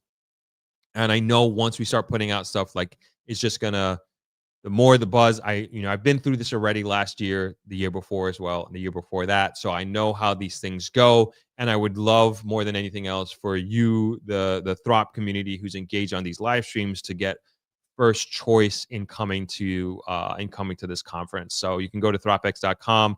Of course, all are welcome, and we're going to be opening this up to people outside the Throp community in just in a few days. So get your tickets fast. And if you are unable to make it in person, you can also join us on streaming. So we're going to be doing virtual tickets. Those are $150 for 2 days. Those are for our educational panel days. So that's on the 17th and 18th of November. That's the Monday and Tuesday. So take a look at the website. Sign up for the newsletter at the very least, so you can keep up to date with what's happening and what's going on. And it's looking good, looking very good. I'm super excited for this year. A lot of great speakers. And of course, as I mentioned before, we are going to the South Coast. We're going to Treasure Beach. There is a shift happening, and what a way. What timing do we have? All I can say. The other thing is, I can't believe I almost forgot to talk about this, is even the Negril real estate tour as well. How do I say this? I said this, I think I said this before. For those folks who are coming on the tour, especially those, I know a lot of people are ready to buy, have been looking for an investment opportunity. You are going to have a difficult time this year. I'm not even kidding. The properties and the options and the opportunities that we have are just so good, unlike any year that we've had before. And I'm not trying to oversell this or sell you on this. It just is what it is. And the value that you're getting for the different price ranges as we go up from, we're talking about like low 200s all the way, if you want to go to $1 million and over, multiple millions of dollars, as a matter of fact.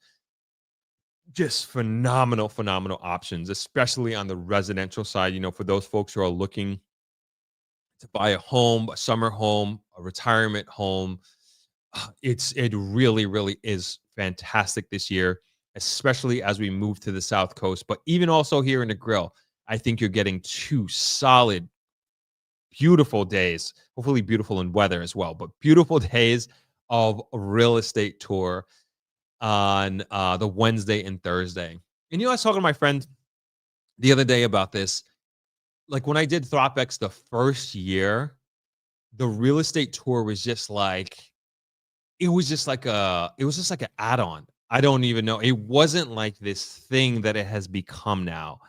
It was like I was so much more focused on the education and the value that the conference would bring in respect to giving people an understanding of what it takes from the back end, if you will, of investing in Jamaica, of moving to Jamaica, and just giving you that knowledge and bringing the best people that I could find to the stage and to the panels that I had. And then I was like, all right, let's go on a little tour. Let's take a little drive around the grill and let me show you what's available. And it's like it has taken off in the last 2 years, the 2 successive years after the first year, almost on life on its own. I remember the second year that we did it, I could not believe people who were showing up out the blue on the morning of. We were just like scrambling, like, who are these people? How did they hear about this? And they were buying tickets for the real estate tour, like right on the spot. And now, as we move into the 4th year, the real estate tour is 2 days. Like, it's the same amount of days as the education part. But I realized from last year, we had to make it 2 days because it was just too stressful to try and get so much into one day. And it's far more physical than the education panels on the Monday and Tuesday. And I'm just so happy that we're doing 2 days this year. And it's going to be much more relaxed. We're going to be able to take time. And then we're going to be going to completely different parts of the island, completely different sections, show what I think is going to be just groundbreaking and game changing for people who are going to be there, and opening up markets that people were not even considering, like not even remotely considering. But now you're going to have to, and you're going, as I think I said this last Sunday, it's going to be, you're going to have to make some hard choices, between Negril, going to Treasure Beach, because they are that good. And I'm not just saying this to say it. I promise you, for those folks who are coming, I promise you, one, if not multiple of you are going to shake my hand and say, you were right. I don't know how I'm going to do this. I don't know which one I'm going to choose. I don't know which area I'm going to go to, sort of thing, because they are really, really, really good choices. And it's great. It's great. I'm so excited for this year. I can't begin to tell you.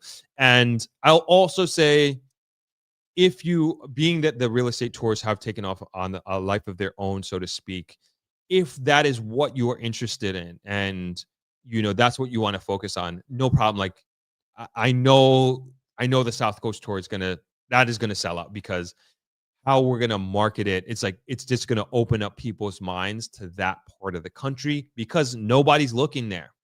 Nobody's looking there. I'm telling you, nobody's looking there.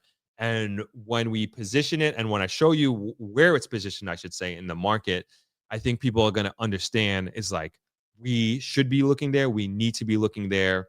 And this is the next frontier. And I've said this on a live stream a few weeks ago, that in a way, I feel the South Coast, Treasure Beach specifically, has kind of jumped the line ahead of Negril in a few ways. And I'm jealous, but I'm also very happy at the same time, especially for that community. And as we progress, and as we get closer and closer to Throp-X, and as the advertisement and the videos and the social media that we put out come out, you'll see what I mean by all this. Okay, I was supposed to be closing out. I don't know how we got on that track, but that's that. Last comments here. Sean says, I may hotel hop with a few of the sponsors mentioned. Mention sponsors. I would encourage you to do that. These are great hotels and great experiences that have different nuanced experience as guests in Negril, coming to Negril. Quantities says, RE UK architects rendering nice architectural exterior, but J Ohms often lack interior quality, efficiency, and landscaping. Basically just a concrete shell with windows. CK says, salute Throp. Enjoy the rest of your Sunday, y'all. See you, CK. Thanks for joining. Donna Bryce says, smaller boutique hotels offer such a more personal experience. Example, traveler staff get to know you by name and you build a relationship accounts for a large repeat guest. Definitely. That's a huge competitive advantage that we have here at Travelers and all of these small hotels that you see here on the screen. I mean, we have members of our team who've been working here for 30 years, 20 years, 25 years, 15 years, 10 years, like tons and tons and tons and tons. And it becomes a family, and that family is extended to you all, the guests. And like you said, Donna, they remember your names. They remember you. Like even yesterday, when people are leaving and they're just like hugging everybody, I'm like, oh, man, they had a beautiful, wonderful time. And this is the type of experience that we want to give to any guest that stays here at Travelers. Donna Bryce says, when a casino opened next to Ottawa, many businesses changed hands, especially in Chinatown, as owners fell prey to gambling debt. Oh, that's what I would say. That's probably the biggest thing that I'm worried about is the effect of gambling irresponsibly by locals. And I know in Macau, I believe it's Macau, you have to have your passport in order to go to the casino. And if you're a local, you cannot gamble because they have a gambling problem there. I believe. I could be wrong on that one. What's going on, Joe? Nice to see you. Shauna says Throp-X is a living organism. It definitely is. Jamaica says, didn't see you at the 1 p.m. swearing-in ceremony. Oh, I didn't get an invite. Maybe next time. I didn't even watch it yet. I got to watch pieces of it, at least the clips of it, the highlights at some point. Kwani says, Throb, do you have an active email address? I tried the one on your site, but didn't get a response. I'd like to share some valuable information with you. Yeah, you could send it to events@thropmedia.com, or you send it directly to me, throp@thropmedia.com. Rich Vibe says, nobody is looking in Treasure Beach. Not at scale. Not as they are looking at other parts of Jamaica, let's say. And there's a lot to see there. Jova says, what's the starting price for the Treasure Beach project? Which project we're talking about? We haven't released anything. We're still, there's a main site that we're going to be visiting there, but I'm not sure which one you're talking about specifically. Alfonso West says, shuttles to Princess from Montego Bay is already in service. I saw them on a regular at Harbor City Shopping Mall. There you go. So already ahead of the game. We don't have any from the grill that I'm aware of. Wolves says almost 1 year already since Throp-X. My, how time flies. Yeah, kind of crazy. All right, I think we're going to leave it there, everyone. Thank you so much. Man, we've been almost going 3 hours here. This was a great Sunday. I hope you all enjoyed this live stream talking about Chinese cars in Jamaica doing big things. Consumers winning at the end of the day. What do we got coming up this week? We got some content coming out. We're going live again on Thursday. Looking forward to keeping that up and live again on Sunday. Wishing you all a very, very positive week and a productive week for those who are working. And I will see you again on Thursday. Thank you all for hanging out with me on Sunday. See you in a few days. Throp here again. As you're probably hearing, Jamaica is on an unprecedented economical tear, and I know many people are interested to learn how they might be able to buy property in Jamaica, move here, or even start a business. Enter Throp-X. This is my annual Jamaica investment conference hosted at Travelers Beach Resort in Negril, Jamaica. If you're even considering moving to or investing in Jamaica, this is the best low-risk opportunity to do your due diligence and network with the very people driving the country forward. This event brings together a group of hand-picked, trusted, top-of-their-field individuals, the best developers, contractors, real estate pros, lenders, and government partners, all under one roof to help you make your move. This is very much an action-focused premium conference experience geared towards empowering you with the tools and team necessary to create your Jamaica dream. We've partnered with the Tax Administration of Jamaica to help you get your TRN and even open a bank account, all conveniently located on conference property. One of the most popular parts of the conference is the real estate tour. It's the best way to understand Jamaica's real estate market, seeing and experiencing properties firsthand so you can compare apples to apples. Another incredibly valuable part of the conference is the people you will meet. Attendees have been some of the most dynamic, inspiring individuals I have met doing incredible things with their lives. As always, this year will be fun, educational, and actionable, giving you the tools, insights, and connections to invest, build, and move to Jamaica. For more information, please visit Throp-X.com and join our mailing list.